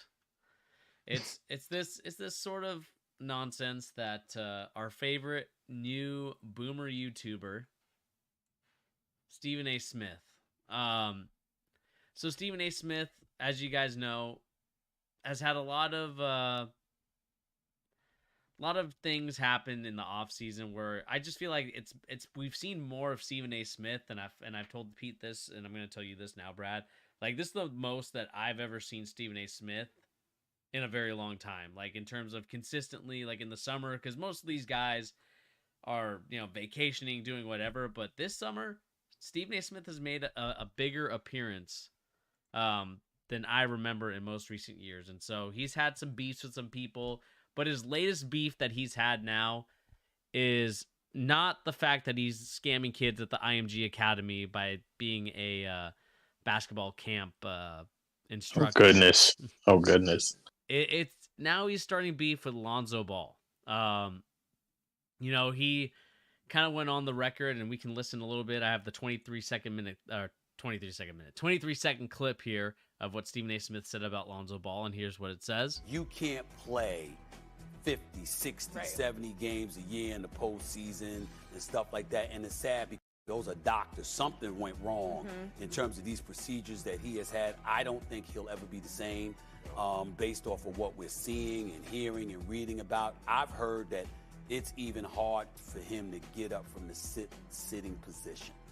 And really, this comes to, of course, the Stephen A. Smith, and then we'll talk about another thing, too, that he just mentioned on his show today, talking about, I think, who was it? Michael Jordan texting him, which I have a hard time believing that he actually texted him, personally. That's the Michael Jordan that works at the hair plug place Stephen A. Smith goes to. Stephen A. But then we have here Lonzo tell me who your sources are. responding to him, and I think we can agree that. Stop yapping. And we talked about it too, and Brad and I kind of agreed with that. It was kind of lame for Lonzo and Stephen A. Smith to get into this sort of dumb beef for whatever reason. I just feel like Stephen A. Smith is, I don't know. My rant, to just kind of talk for like the next 20 seconds, is just, I just feel like he's one of these like these YouTube clout chasers that didn't have the resources to do it 10 years ago when the YouTube scene was coming up, and you have all these guys coming through the YouTube, what you guys watch on YouTube now. He wants to finally get in on that, and you clearly see with the Stephen A. Smith show and things, and having the live callers, kind of talking reckless, talking about how he's got text messages from Michael Jordan. I just find Stephen A. Smith to be what I call just a YouTube monetization guy at this point. Like, he's just trying to be like these YouTubers, like your Paul brothers, like all these other YouTubers that are just trying to create these kind of what I would say like WWE or WWF for my old school people here. It seems like it's one of those things where they're trying to create and fake this drama. I feel like it's all fake, personally, to you guys. I've just been disappointed in the fact that some of these players have even responded to Stephen A. Smith, because to me, it just seems like it's all just a sham, it's a show, and it's not real. So you're saying it's fake between Lonzo and him?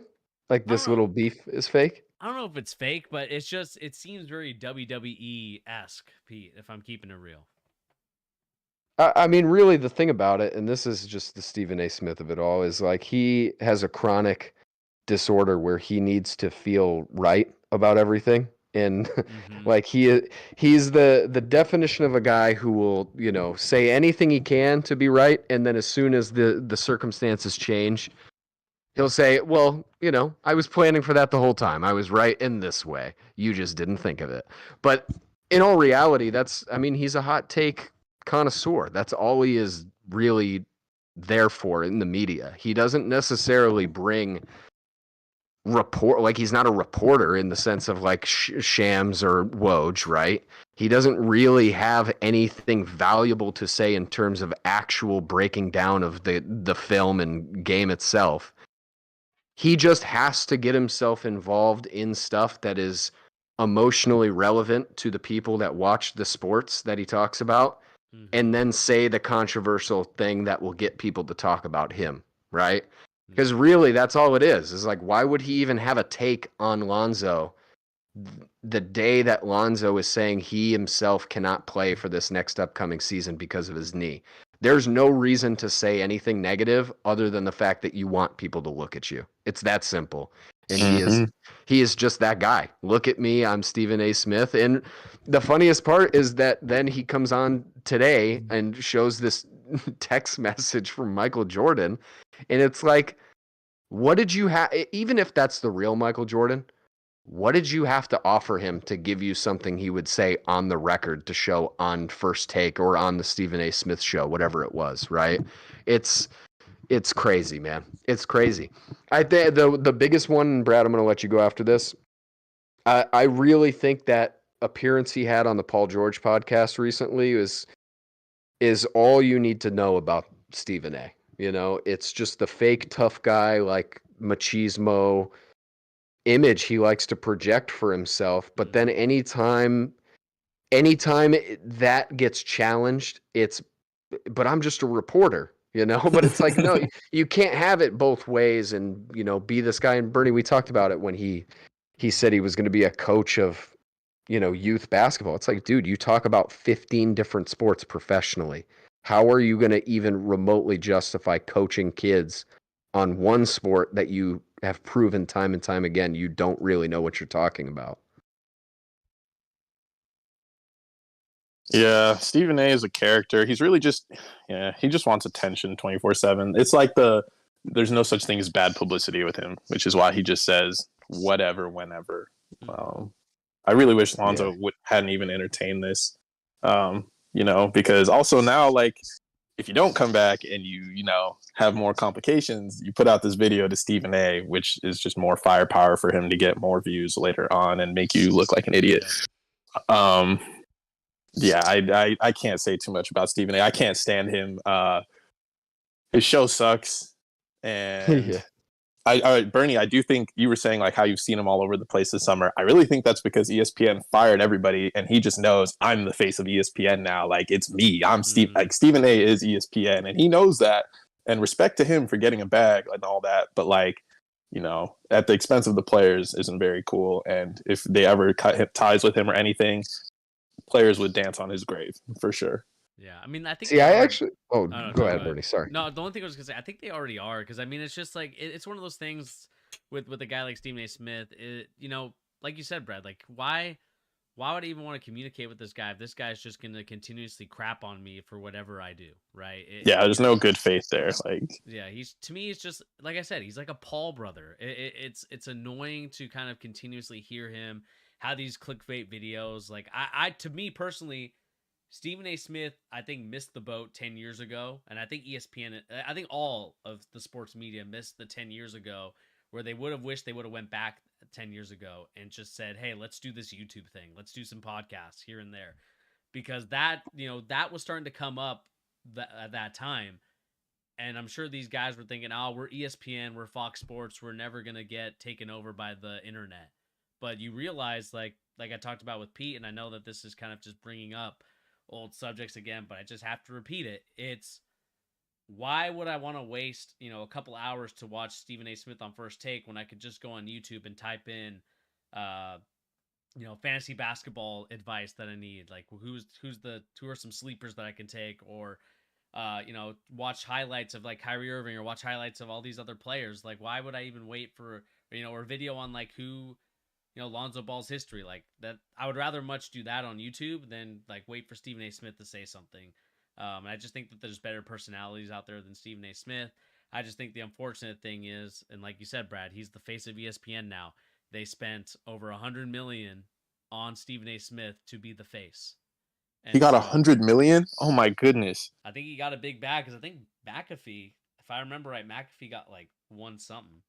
Yeah, he got more. He got more than that. McAfee did when he took that. I think that McAfee's number one and Stephen A. is two. I think he makes like $100 million. The one thing I was going to say, Brad, I actually think him being out all over everywhere right now is actually more to continue to prove his worth to ESPN. Like, it's more out of uncomfort than him just thinking he can do whatever he wants. Because really, if they're going to continue to cut people that by all means are actually good at their jobs, you know, despite what, you know, people feel about them, like Van Gundy was a good commentator for ESPN for their NBA games. He was a good commentator. Regardless of what you think, he is better than most of his contemporaries at that job. And his fee is, you know, the cost of keeping him is minuscule in comparison to a guy like Stephen A. I actually am more convinced that maybe Stephen A sees that the writing is on the wall for him in the future. You know, not right now. But his job is not really a job that seems like it's going to last the test of time for ESPN, because really their network has been declining significantly over the years in almost every way besides live sports. Like, that is legitimately the only thing that continues to boom upwards for them. And Stephen A. Smith is the antithesis of live sports. He is everything but sports. He is just, let me talk about this thing.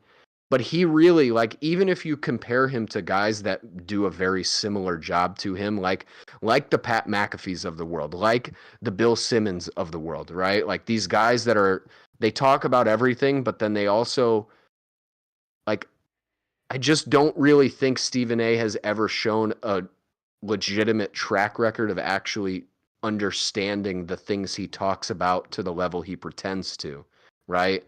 And at a certain point, like, what is your audience? Like, young people are going to go to YouTube and TikTok and all these places. They're not watching Stephen A. Smith. People of our demographic, I think we all know that he's a con man. Most people that know anything about basketball know that he's just out there to say the most outlandish stuff and get people to look at him, right? So I'm actually not convinced that he even really has a clear demographic of viewer anyway. So maybe that's what it is. Maybe he's just trying to spread his, you know, Stephen A. Smithness across the internet and across just media in general, so that he actually does have like a landing pad if and when he leaves ESPN. That sounded a little wild, I'm not gonna lie. What do you mean? Say, I would say my pushback is that, like, spreading a Stephen A. Smithness. I thought about saying it even more crazy way, but I held myself back. That was the moderate way to say it.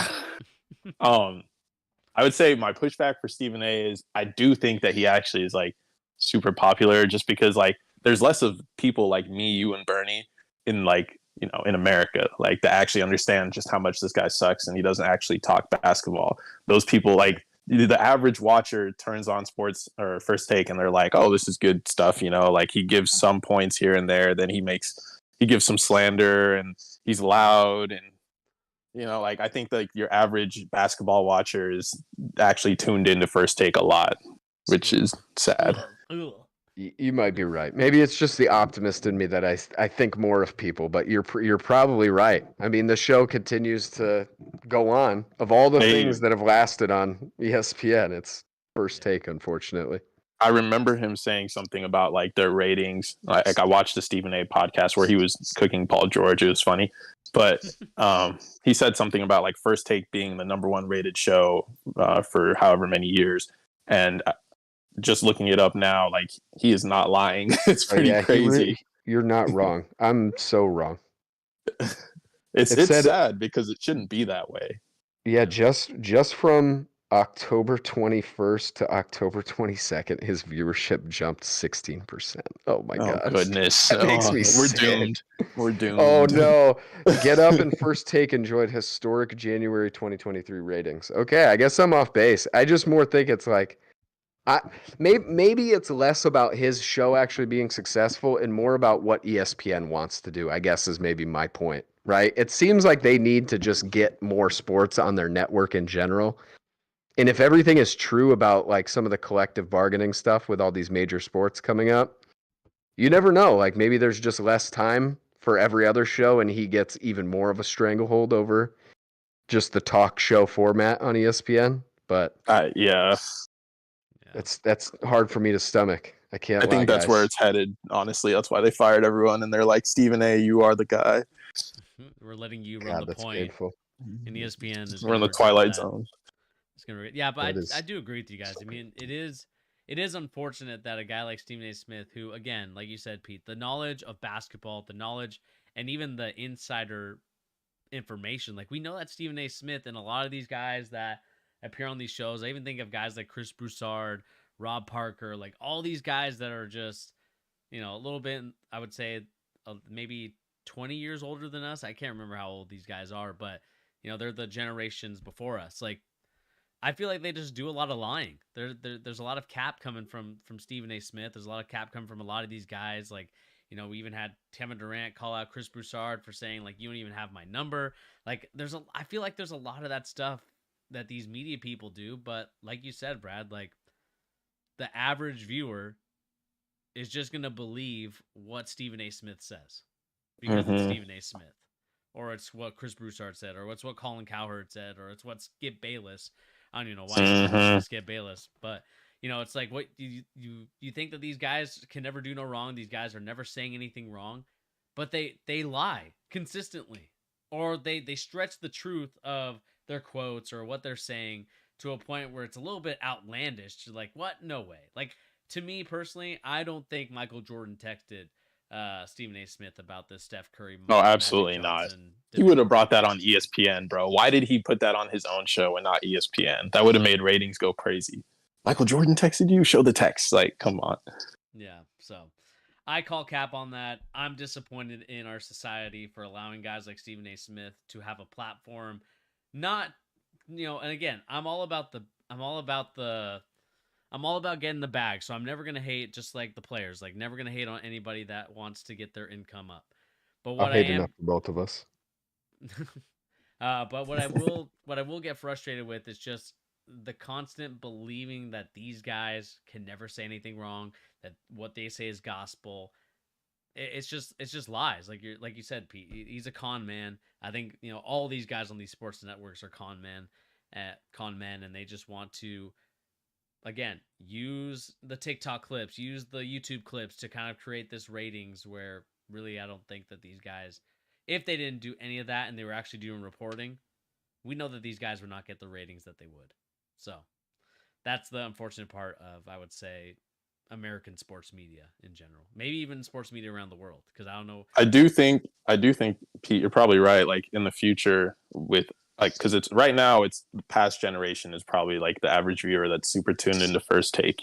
Our generation that uses Twitter and TikTok, like I see Drunk said in the chat, he turned on Sports Center and turned it off because he saw everything they talk about on Twitter. That's our generation. Like, they're not going to be in tune to that as much because they'll see it on Twitter, TikTok, Facebook, Instagram, and they'll just not watch, Yeah, really, who's sitting down for 2 hours to watch Stephen A. Smith at 9 o'clock in the morning? The most mentally deranged people that you can think of. That or 60-year-old dudes, yeah. Yeah, exactly. The older generation. The people that are gonna just believe it. Yeah, it's boomer stuff. I mean, I hate to just throw that out there, but it really is just straight up boomer stuff. It really is. And the unemployed. The unemployed too. But even then, Bernie, I think they have other things to waste their time on. Like, you could listen to 50 idiots on the internet say just as dumb stuff as Stephen A. Smith and fill your timeline with that. Yeah. Like, that's why I can't help it. I'm always the guy that pushes back on getting the bag culture on this podcast. I can't help it. It's just we could celebrate it to a certain extent, but there is no universe in which this man deserves $100 million when we have as much going on in the world as we do now. It's disgusting, to be frank. Like, anybody who has even the smallest semblance of knowledge about basketball and knows what is dramatic and what isn't can do his job. It's literally just the charisma that he has, which some people might say that's what, deems him worthy of getting the bag. I'm sorry. He's still a con man who just says fake stuff just to get people to look at him. It's crazy. It's crazy. I don't know. I can't believe it. And I'll say this one more time because I hope we don't talk about Stephen A. Smith again for a while. I mean, the fact that this dude is a giant boxing fan, like, I have to hear Stephen A. talk about boxing way too often because for some reason he gets a lot of like work in the boxing industry.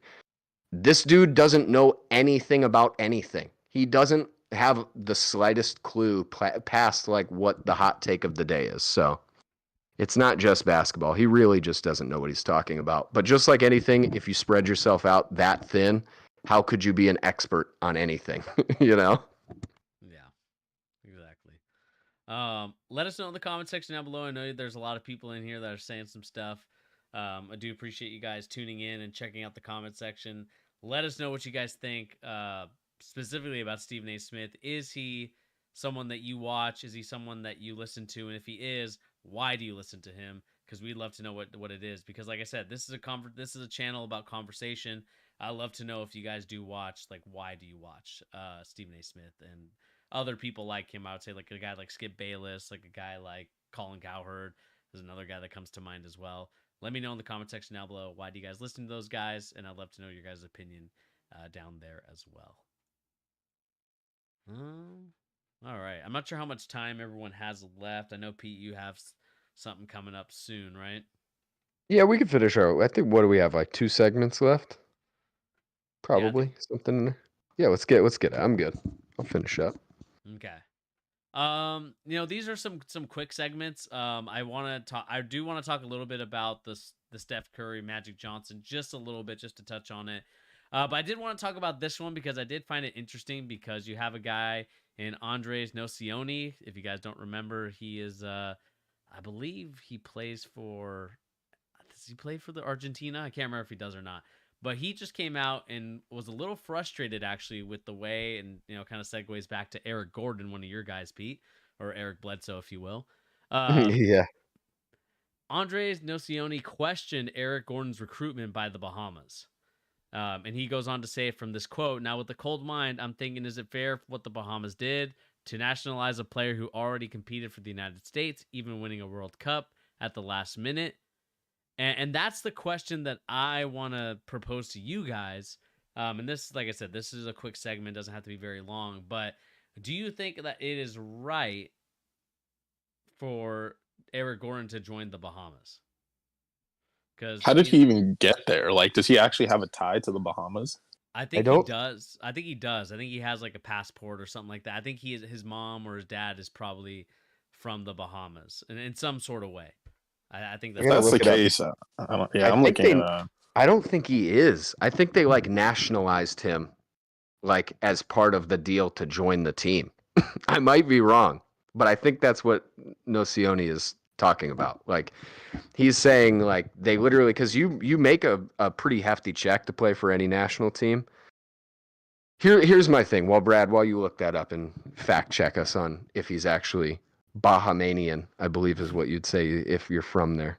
I kind of don't have a problem with it. And here's my rationale. How in any universe is a team like the Bahamas ever going to compete against the biggest countries in the world? Especially just like, let's just keep it real. Like the United States, as far as basketball is concerned, even now with this, European revolution we're seeing, it's still so unfair to all these nations to assume that just using players that actually are from there. Like, the pool is so much smaller.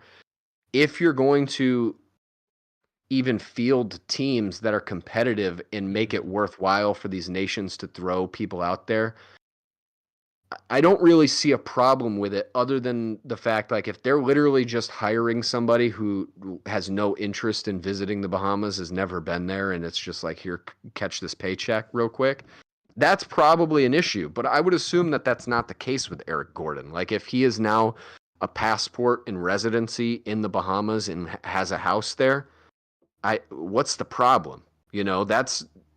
They need to have somebody to play for the team that can actually compete against these other countries. So I think it's easy to say for somebody from a big country like Argentina is gigantic compared to the Bahamas. Like, it's the Nocionis of the world. It's a little easier to say something like that when you're from a country that has lots of options relative to, these smaller places.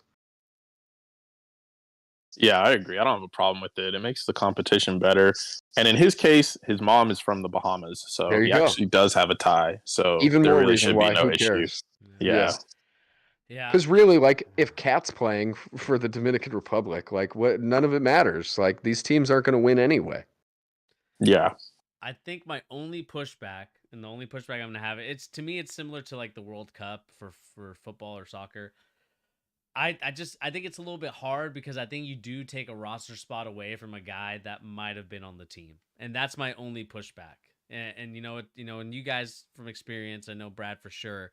When you play basketball, you work your way up to try to get to the next level or to get to a level where you want to, and then all of a sudden, you kind of bring in a guy. I think to me that's a little bit harsh. Especially the only reason why I think it's harsh is because Eric Gordon has played for Team USA. It wasn't like Eric Gordon didn't play and he was, wasn't called up at any point and then joined the Bahamas. I think that would be my only rationale for being a little upset about it. Just because I think it does, one, it takes away a roster space from somebody. And I think two, I think when you've already won something with the team, it's just kind of like I don't know. It doesn't look good to me personally, but I know that they're trying to get Joel Embiid to join the U.S. Didn't he commit to again. France? I think he's trying to get back to the U.S. now. He's kind of Yeah, I think he said he wants to play for the United States. Man, he's lame. I'm definitely not a fan of this guy anymore. the easiest road possible is the So road you lame. take. Yeah, Bernie, I don't disagree with you, but I also think it's just a matter of perspective. Like if, for example, the United States went out and paid a bunch of money to get Giannis to play for the United States team, right? Like there's a legit issue there because there clearly are great options that you didn't need him, right? I just think it's a huge assumption to assume that there's somebody like worthy of a spot more than Eric Gordon if he wants to play for them and if is they want willing him to play for them. Yeah, like sure, there might be somebody who on the surface is more deserving just sheerly they're a Bahamas resident who plays basketball. But the chances of them being a better player than Eric Gordon is slim to none, just relative. And one thing too is like the franchises that are sending these guys out are still very much so invested in these guys. Like they're loaning out their investments to these national teams, which is crazy because really you'd think it's the other way around. But all the money is the franchises, right? He's getting to play now with DeAndre Ayton on this Bahamas team, right? That matters too. Like DeAndre Ayton, nobody's upset about him playing for the Bahamas. He's from there, right? Yeah. Well, he started there too. Like he never played for Team USA. That's what I'm saying. Like nobody has a problem with that, right? And that's totally fine. But now let's just assume the Phoenix Suns are sending DeAndre Ayton willingly to go play for this team. Would they rather some no-name person who, would never make an NBA roster in their dreams to play with DeAndre Ayton, or would they rather send Eric Gordon? I almost said Eric Bledsoe for the 15th time today. If they send Eric Gordon to play with him and get some reps and actually like carry something into their season, right? Mm-hmm. Like I don't think it's hard to accept, but national basketball, regardless of how people feel, it will remain going forward. It always has been less important than the NBA. I shouldn't say always has been, especially the last 20 years. It's just not as important as the NBA is because these international guys that really matter can go play in the NBA, and that's where they make their legacy anyway, Yeah, it's just secondary. So I don't think this is that big of a deal. I don't know. I agree with that. Nocioni must just have a problem with Eric Gordon. He's butthurt because the team's better now, so it means he might lose. Yeah. Does Nocioni still play? Wait, who is this guy? Like 40? He's got to be. Yeah, I'm old. looking it up. He's old. Bernie, I saw that comment in the chat. Yeah. Which one's Eric Gordon? He scores 200 points, but he changed it. He said if Eric Gordon scores 1 point total for the Bahamas, I'll cut my thumb off. Then he deleted it and changed it. I'm going to hold you to that 1 point. He's 43. Nocioni is 43. He's still cooking. Oh my God. He's still cooking in the league. But let us know in the comment section down below what do you guys make of this story. Again, I know it's not the biggest story in the world, but it is an interesting one in the international realms as we get closer to our World Cup coming up. I believe today. I think they play. Can't remember if they play today or at some point a little bit. They play today? I don't think it's today. either today or tomorrow. I can't remember when it is. Yeah, But I think it's tomorrow. the Might World be Cup wrong. starts. It's a little bit of basketball before the regular season begins. So hopefully you guys will get your basketball fillings with some Team USA and just in general Olympic basketball. And it really kind of goes to show you how amazing the talent is for basketball and how much it's grown around the world. So, like I said, it could potentially, and the one thing I'll push back on, Pete, is I think eventually international basketball potentially could be.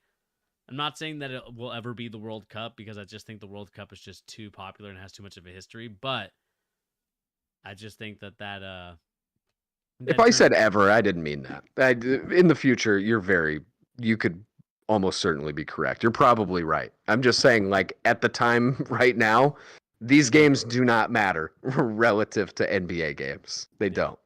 Yeah, but let us know in the comment section down below. What do you guys make of this story? Are you guys a fan? Or are you guys not a fan of this move by the Bahamas or by Eric Gordon? Or even are you on Nocioni's side or are you against it? Hey. Let us know in the comment section down below. Yeah. Nocioni, a.k.a. the Wild Bull of the Pampas. That's a legitimate... That's a nickname on Basketball Reference for him. What's the wildest nicknames on there? What? That's crazy. That's pretty awesome, though. All right. Let's talk Steph Curry, Magic Johnson. Yeah. I've been chomping at the bit to get to this topic. I need to hear what you guys think. Let's kind of preface this by talking about what Steph Curry said in I believe it was a podcast, if I'm not mistaken. Yes. Do you remember which podcast it was? Gilbert Arenas. Yeah, he was on you're right, it was the Gilbert Arenas Arenas. show. Yep. Yeah. So it was the Gilbert Arenas show. I think he went on to say that it's between Curry and Magic, and Curry put himself in the top 2 point guards of all time. Now this is a conversation that could go in many different ways. I believe after Brad's reaction, I think I know where he's going with his. But it is a very, I would say it's a fun conversation because, for the most part, I don't think we really mentioned Steph Curry in the top 10 list ever. From the legacy media, what have we always been told? LeBron versus Jordan. And that's kind of been the conversation from on and on and on. But I think this one's a little bit refreshing. So I'll have you guys kind of start at it. What do you guys think of this? Is Steph Curry right? Is Steph Curry one of the best top 2 point guard of all time? What do we think? Pete, go ahead, man. So I think the biggest problem with this whole discussion is whether you classify Steph Curry as a point guard, right? Like traditionally, is he as much of a point guard in the same sense that Magic Johnson is, right? And one of the things that makes this really hard for Steph is that Magic Johnson is kind of like the prototype, right? He is literally the archetypal point guard as far as basketball history is concerned. I think he would be number 1. Isaiah Thomas is probably number 2. We think of those guys, we think of point guards. But here's the thing. Like Steph Curry, it's got to be Steph. It's just got to be. I'm sorry. I love Magic. Magic is an incredible player. Steph Curry never, ever played. And this might be a diss to the Klay Thompsons and the Draymond Greens and the Kevin Durant's of the world. I just don't think that even Steph Curry played with as good of people as Magic Johnson. Magic Johnson has a litany of Hall of Famers in his repertoire that he got to play with. Kareem Abdul-Jabbar. And mind you, Magic Johnson in a lot of ways extended Kareem Abdul-Jabbar's career. But Kareem Abdul-Jabbar was still a 38-year-old capable of, giving you 25 in finals games, right? So it's not like he was lifting him up by his bootstraps and making Kareem this guy that he otherwise wouldn't be, right? The reason I think it's Steph is just because Steph, of all players in the modern era, has changed the game the most. And I don't even think that's a discussion. There's nobody who has changed the sport of basketball as much as Steph Curry and really just defied the odds in terms of the size and the expectations of what he could be and just lifted a franchise up on his shoulders and created his own dynasty. You could say a lot of the same things about Magic Johnson. In a lot of ways, he actually saved the NBA more than even somebody like Michael Jordan did, just from a notoriety of the league standard. But I have to take Steph, because I think if you imagine Steph on some of these teams that you think of Magic Johnson, like what is Steph with Kareem Abdul-Jabbar, right? What even is that? That's an insane offensive team. Like, there's nothing you can do against that team just based on the sheer versatility of where the shots are even coming from. You have two of the most unstoppable shots ever in the history of basketball. So I would say Steph is my number one point guard of all time at this point. He's in my top 10. I would probably go so far as to say he's like number 8 or 9 for me all time. He's like literally right next to Magic Johnson. I'd probably put him like one spot ahead of Magic. But just it's the length of the career that Steph is going to have too is not even relatively appreciated in this conversation. One of the things you said, Bernie, is interesting to me. Like, you're saying we don't ever talk about Steph in the top 10. It's because he's in the middle of his career, you know? Just in these last couple seasons, we've started talking about him in that way. And it's fair because that was the stage of the career he was in, or the stage of his career he was in at that point, right? But there's no way he doesn't age almost more gracefully than any other player before him, too. Just from his skill set, he's going to be able to do what he's doing for another 5 years, I think, personally. So imagine what his repertoire looks like at that point. Think of the fact that Magic Johnson, we're thinking of a guy who's had not only 30 years of letting it simmer what he did in the league, but also his whole career is up. So we have like a completely skewed perspective of what he is versus what Steph is. So I'm taking Steph. That's just me. What do you think, Brad? I mean, I feel like it depends on how you define a point guard. Like, if we're saying Steph is the best player to play the point guard position, that's not too crazy. You could go with Steph.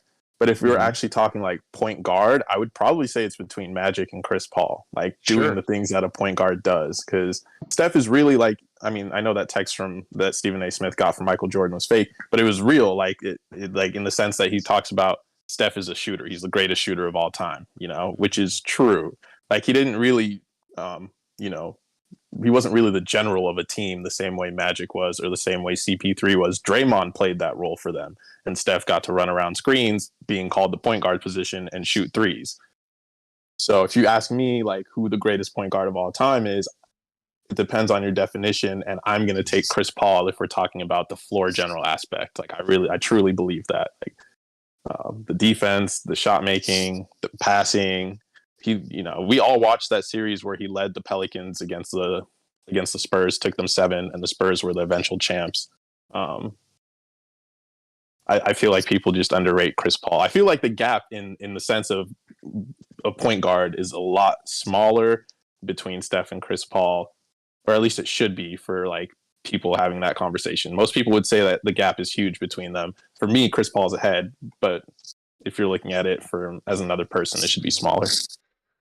Yeah, I think it's interesting because I think you do bring up an interesting conversation. I think it kind of goes back, Pete, to what we've talked about before on this channel, even about a guy like Jokic. I know I'm not putting Jokic in this conversation at all, just from a point that, like, we are now in this era of positionless basketball, right? Like, everybody can play every single spot.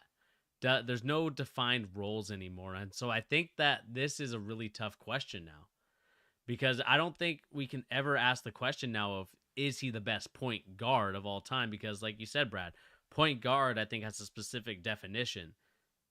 I think we need to start having conversations about who the best guard is in general. Yeah, but then that's Jordan, right? Like, that kind of invalidates the conversation in a lot of ways. It's tough. Because then if you start stretching what the definition of a point guard is like, I mean, I don't even disagree with either of you guys. Like, that's the hardest thing. You couldn't ever with a straight face say that Steph Curry is a better floor general than Chris Paul is, or Isaiah Thomas, or Magic Johnson. That's not even in the realm of reason. But he is doing he's playing the same position in a completely different way, which is why if we're going just their point guards on the roster sheet, it's got to be Steph. Because really, you think of the floor general as like let's use Chris Paul, right? He's bringing the ball up. He's primary ball handler. He's initiating every action on the court. He's doing the bulk of the strategic in-game adjustments. That's Chris Paul, right? He's doing it verbally and directly through having the ball.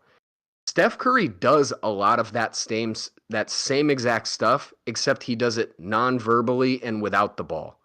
Him running around off screens, constantly moving off ball, is literally how their offense works. So in a certain sense, if you look at it through like a twisted prism of how you're seeing what a point guard is, they're really not doing too different of a job in terms of what they're bringing to the other four guys on the court. They're constantly making open looks happen for them that otherwise would not be there.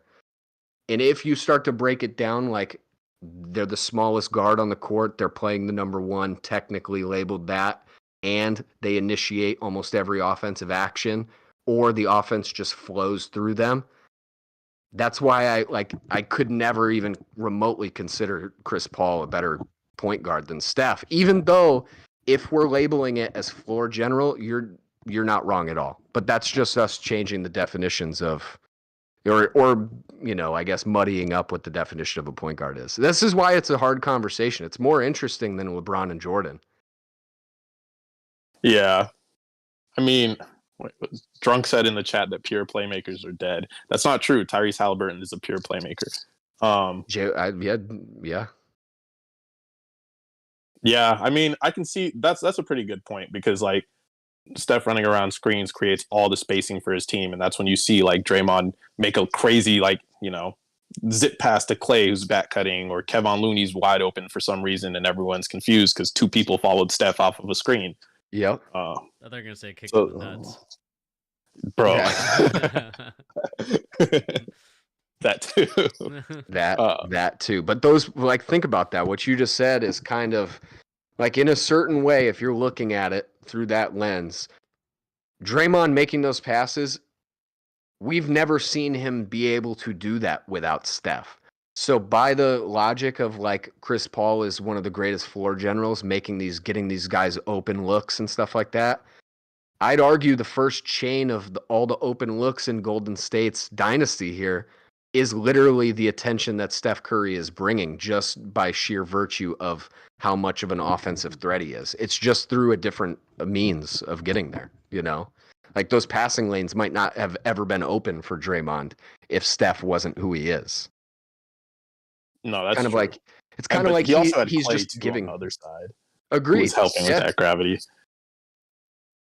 Which, I feel like, Steph's like, he has all the skill and he is the offensive engine, but he's also like a product of that system. You know what I mean? I'm not saying like he is the system for sure, but like having Clay next to him helped with the spacing, and then Draymond is a great passer, which helped because if they don't have someone to make those reads and take advantage of the spacing, would you say the same thing that like Steph, like he kind of equates to a floor general that way?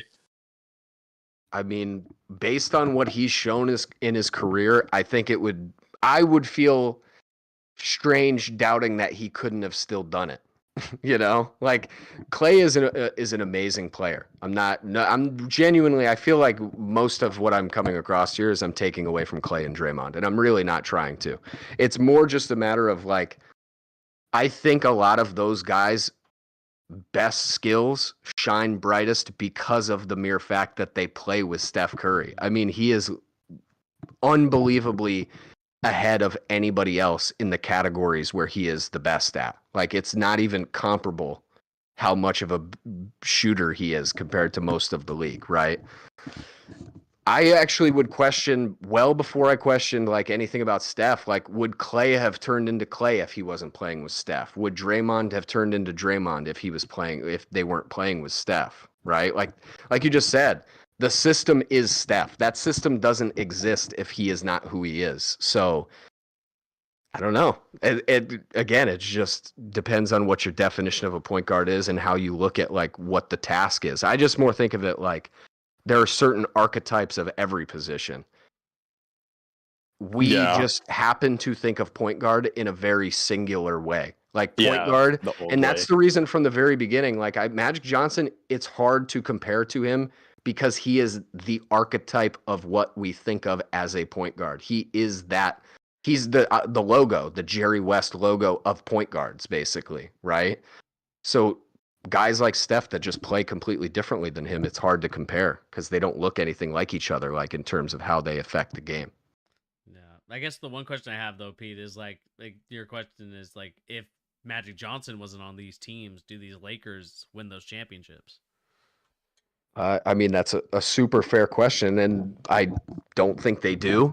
For just to be straight up, they probably don't. But at the same time, they had other Hall of Famers when the league was not anywhere near as deep as it is, right?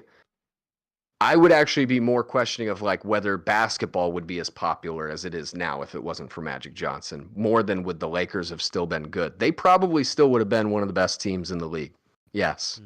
But he is still one of the greatest players of all time. So it's one of those sliding doors of like, I'm not necessarily trying to push him down. I'm just saying I'm raising Steph above him, I guess is how I'm looking at it.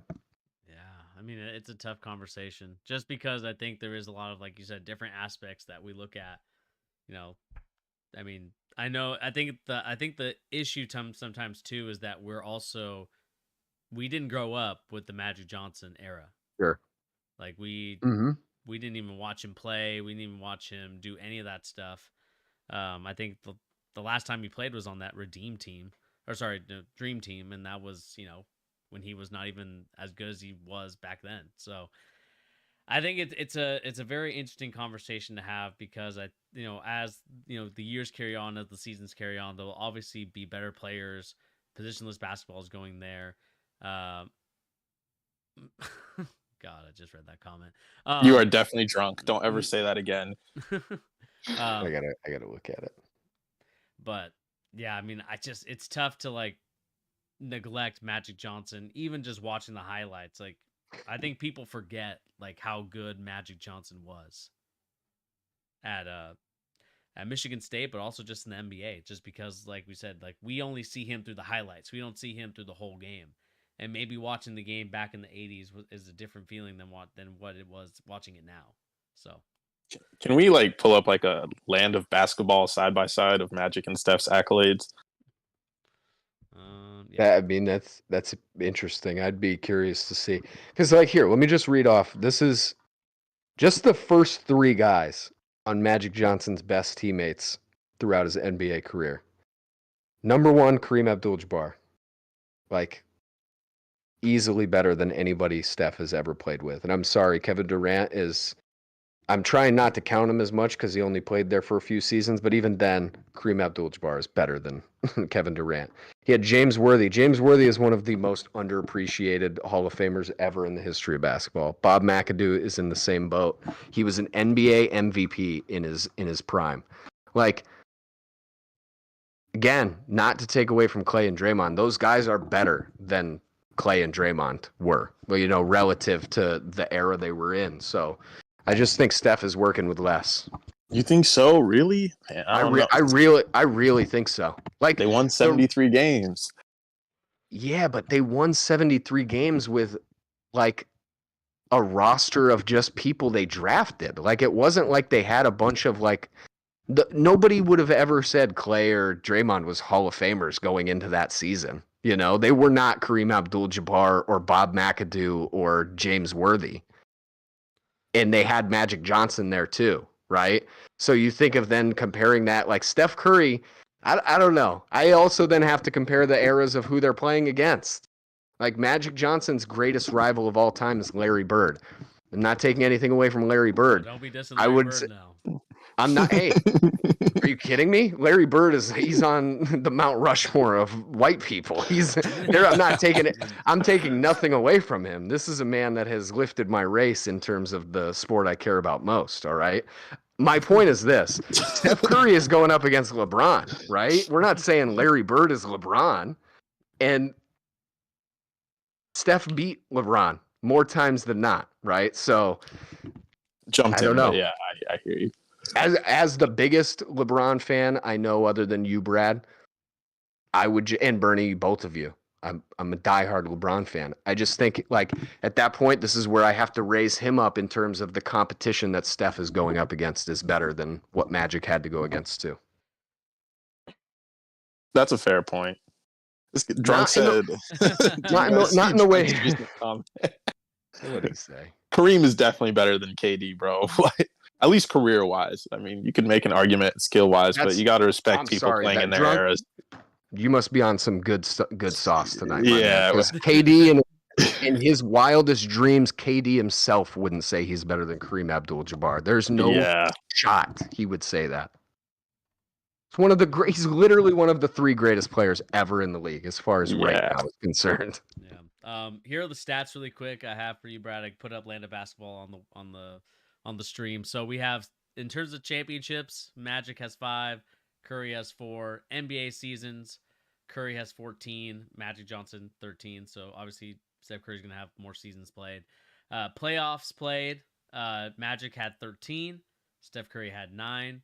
All-Star games, Steph Curry had 9, Magic had 12. Season MVPs, Magic had 3, Curry 2.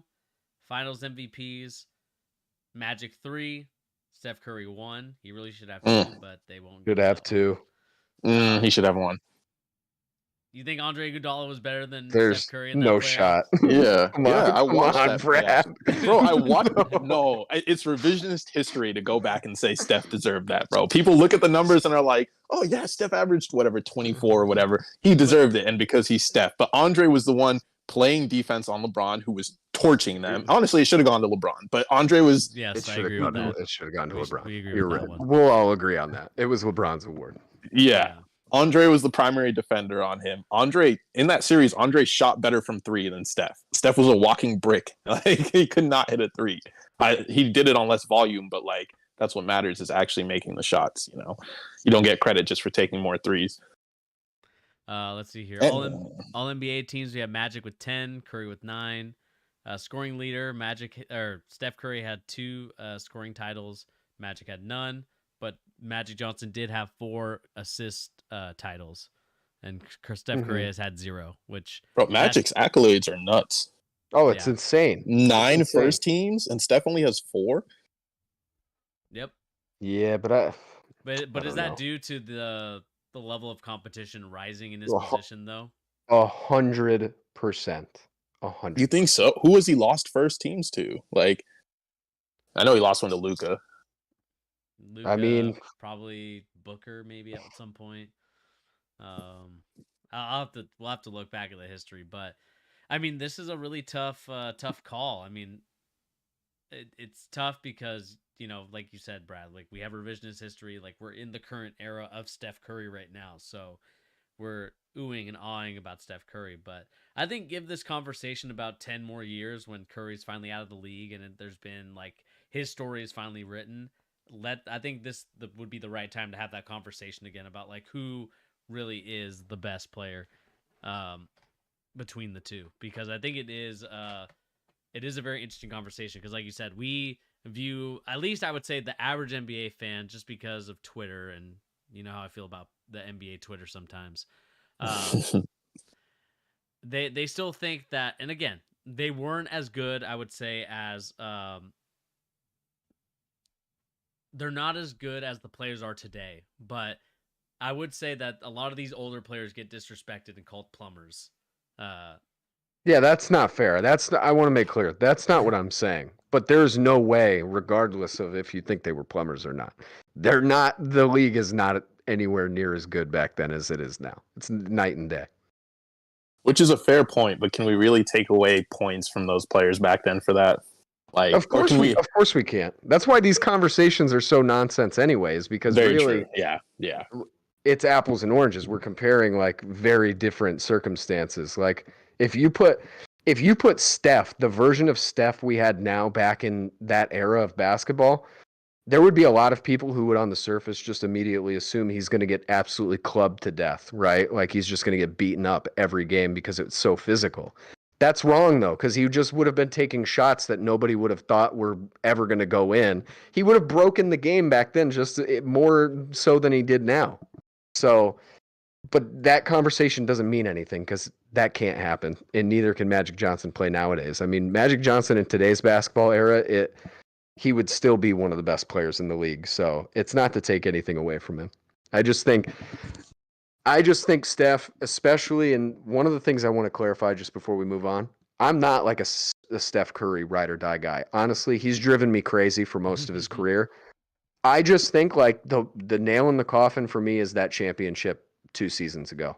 Like that was really, really impressive. Like the fact that that team made it, I did not think they had another one left in them, to be frank with you guys. And maybe that was me being a fool at the time, but that was I'll never doubt the dude ever again. If he is healthy and he has even moderately good teammates around him, they have a shot every season, even in today's era. Yeah, I didn't think they had another one either. Shout out Andrew Wiggins. He really revived them with his energy. True. Yep. All right. Let us know in the comment section down below. What do you guys make of this conversation? Are you guys Team Steph? Are you guys Team Magic? Let us know in the comment section down below. Who do you guys think is the best NBA player between the two? Is it Steph Curry? Is it Magic Johnson? Let us know in the comment section down below. All right. I think it's time, Pete. Last topic of the day. Time for the segment of the day. Okay, you guys vamp for me for just a second. Let me get my tab up here. Vamp. Okay. Let's see here. Brad, is there any past games I would say that you've recently watched on the NBA TV or like NBA League Pass? Games? Have we talked about Anthony Edwards absolutely obliterating Germany last week? We didn't talk about that. No. Talk about that, but yeah, let's talk about that because I think that's a more interesting conversation than watching old NBA games. Anthony Edwards. I mean, I think we're witnessing something very special here, guys. I know, Brad, you talked about it in our group chat. Why don't you go ahead, Brad? Because I know that you're going to say some great things about Anthony Edwards. So what do you have to say about Ant-Man? He's special, man. It's funny because Twitter makes these jokes about like I know you guys saw that like reverse fadeaway he had on the baseline that looked like MJ, and everyone's like, oh, that looks like you know who. And it's crazy. And you've seen the meme of like half of Jordan's face and half of Ant-Man's face, and they kind of look similar. And he really plays like it, he really plays like it, like the aggressiveness, the intensity, the way he gets downhill, the smoothness to his game. It's like we're looking at a modern day MJ, which is just nuts to say out loud, actually. But yeah, he absolutely eviscerated Germany. He took over. Like I remember watching the game, got a rebound, went coast to coast, and Austin Reeves was wide open on the left wing. I thought he was going to swing it to Austin. Ant-Man said, no, it's my time. I'm Ant-Man. He contested 3 deep cash to give them the lead. Like that's that kind of confidence and that kind of skill. That's just like, that's a superstar, you know? Yeah. You know, I think the good thing about Anthony Edwards, and, you know, I kind of talked about him when he was coming out of Georgia, is like, he kind of reminds me a little bit of Dwayne Wade. I just think that that finishing around the rim, it's just eerily similar of like a young Dwayne. Like I remember as a kid watching Dwayne Wade and like making those crazy layups and making all these crazy plays and thinking, this guy is really freaking good. And it would be interesting to see, like, you know, if he didn't team up with LeBron, like what would his career look like? But at the same time, you know, I just think, you know, for a guy like Anthony Edwards who's finally coming out, I think it's now time for the Wizards not the Wizards. Not the Wizards, but the Timberwolves. I think they got to make that U-turn on Karl Anthony Towns, and yeah, they do, and make Ant-Man the number 1 option, and really let him be the number 1 guy. Let him get there. I think it all depends to me for that.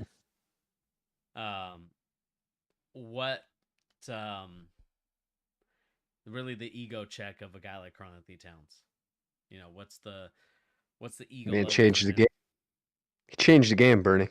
Don't ever forget it. Goodness. Oh, goodness. Respect that, man. If they had more time together, they would have beaten Nikola Jokic and the Nuggets. There's no question. They had Jaden McDaniels, they would have, but yeah. Bernie, I'm sure you know my long-standing affection for Anthony Edwards. One of my favorite players in the league, to be honest with you. I'm going to give you guys a hot take. It might be a hot take. I don't know if it is anymore, actually. It's funny to see how many people have jumped on the bandwagon now. right? Mhm. But that being said, I think Anthony Edwards is the United States' best hope of having a guy that can be the best player in the league right now. Is that a hot take? I think he has more potential to get that high, like overtake somebody like a Luka, right? In terms maybe like one season he's the best player in the league, MVP. I think he has a better chance to How about do that Tatum? I think he has a better chance than Tatum, to be honest with you. I think Tatum is like, I don't know, maybe I'm being crazy, but I think Tatum is like where he's at. I might be wrong. It's still incredibly high, like peak for anybody, right? Like he's still young too. He could get better. I just think Anthony Edwards, he has not only the potential like just on the court, but it seems like the mentality is like really just different with him than a lot of guys. Like you said, Brad, the confidence is through the roof, but not in a detrimental way, right? Mhm. And that's like I was texting you guys. I'm watching The Last Dance again right now. That's really one of the things that makes Jordan so different than everybody else. Like he was not only just the best player, but he knew he was and carried himself differently than everybody else that he was around. And he expected everybody else to rise to his level, right? Like I think Anthony Edwards, if you guys are right. Like Cat needs to take a sidestep. I think they just need to get rid of Cat and just say, "Hey, this is the Anthony Edwards era of the Timberwolves. Mhm. We're gonna just fill this team with complementary players to him, and just ride with that." But I really do think he has probably the most potential, like to be the best player in the NBA at any given time. I think he has a higher chance to do that than Tatum does, for me personally. I'm not saying like this year. I'm saying just like in general. That's a Like, fair take. I mean, do you the guys think mentality is Tatum? there.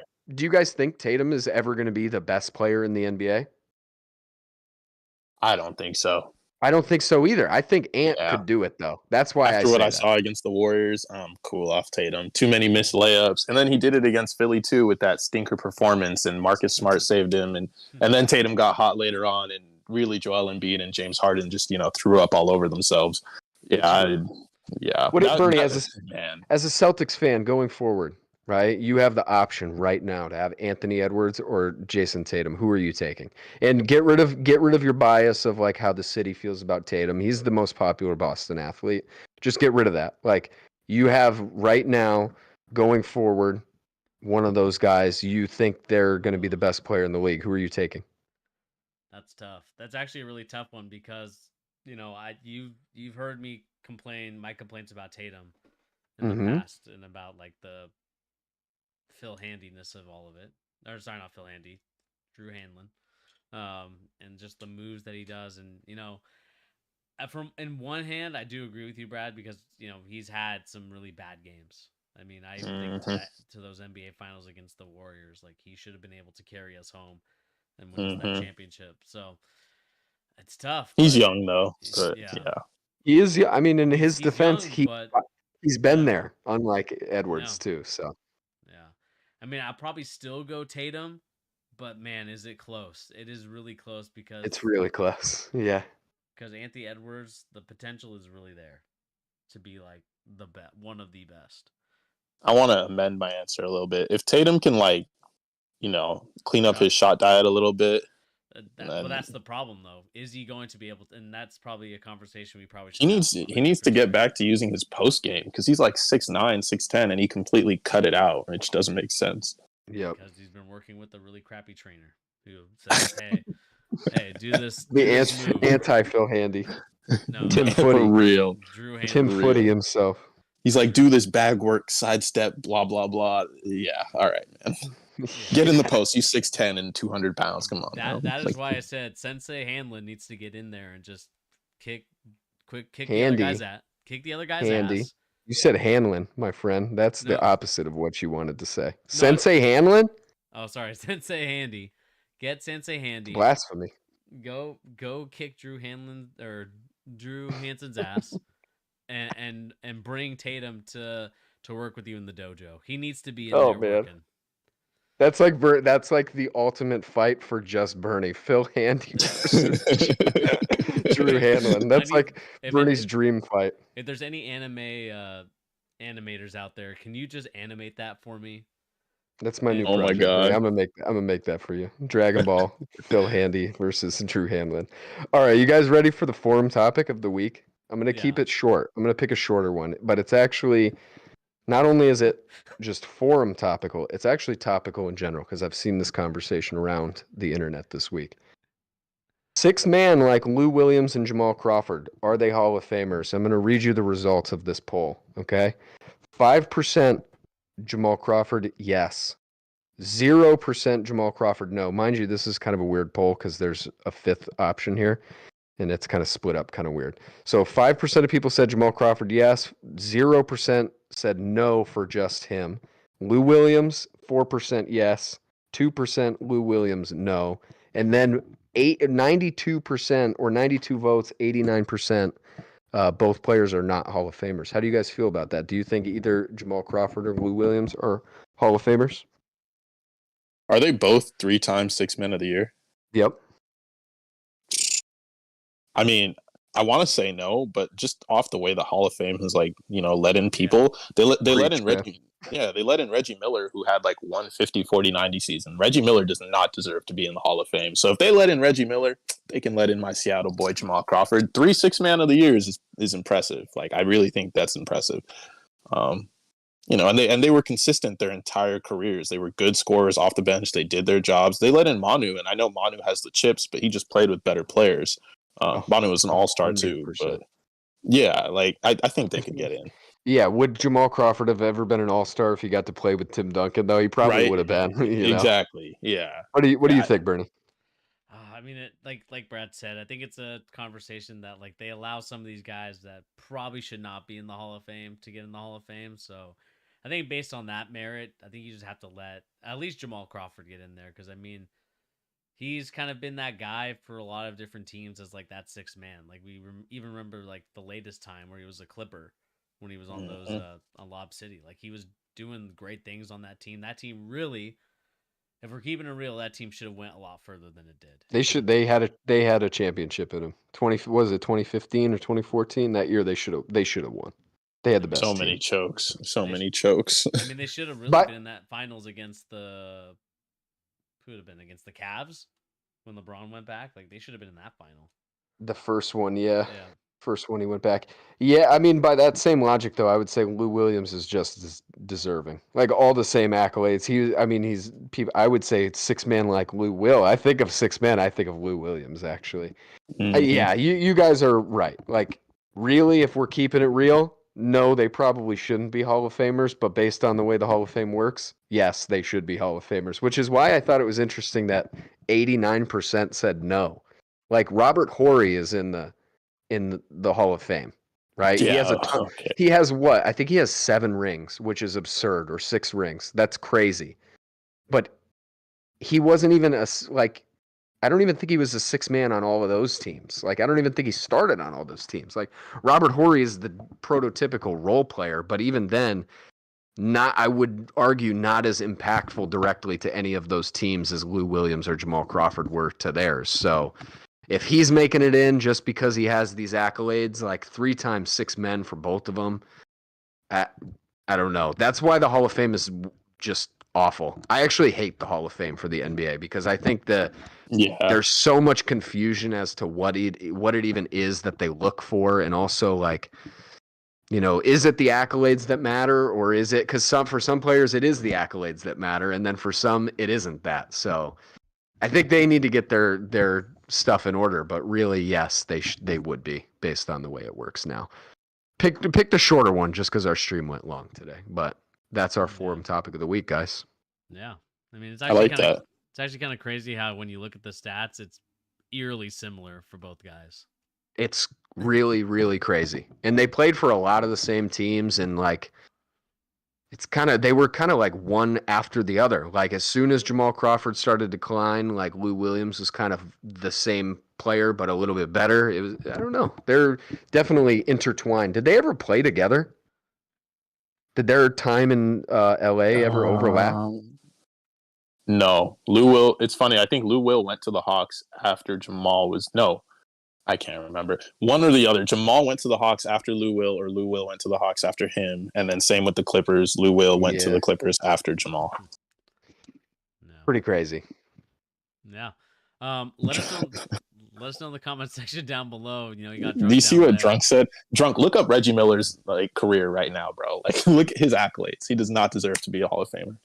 Drunk, no disrespect, but anybody saying KD is over Kareem Abdul-Jabbar, I can't look at your comments anymore today. I'm checked out. I'm checked out off the live chat today. It's funny because he said that and then said, "Hey man, y'all have a good night." Oh man. Oh God. But let us know in the comment section down below. Again, this is the topic where we look at some forums, see what people are saying out there. Do you guys agree with the chat or with the polling? Is Lou Williams and Jamal Crawford not worthy of the Hall of Fame? Are they worthy of the Hall of Fame? Let us know what you guys think in the comment section down below. But anyway, guys, that is going to do it here for The Charge, giving the latest NBA news and rumors, and of course, basketball opinions. We appreciate you guys hopping on today, both Pete and Brad. Appreciate you both for tuning in. Yeah. Good to be back. Yeah, thanks. Yeah, good to have you back, Brad. We finally have the three people back here. I like it. Yeah, definitely a lot more fun to have a lot more voices in here and having conversations. It definitely livens up the chat and livens up the talk, really.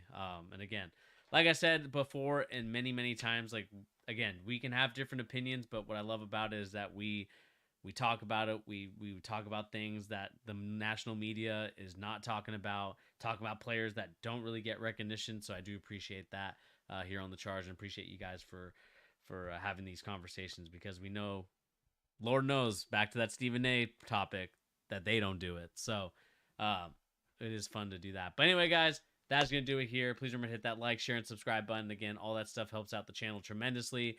Hope you guys have a good rest of your night. I know it's 8 o'clock at the East Coast. Hope you guys enjoy your night. Here on the West Coast, it's a little bit of the evening time. So, yeah, hopefully you guys see you soon on the next episode of The Charge. We'll catch everybody.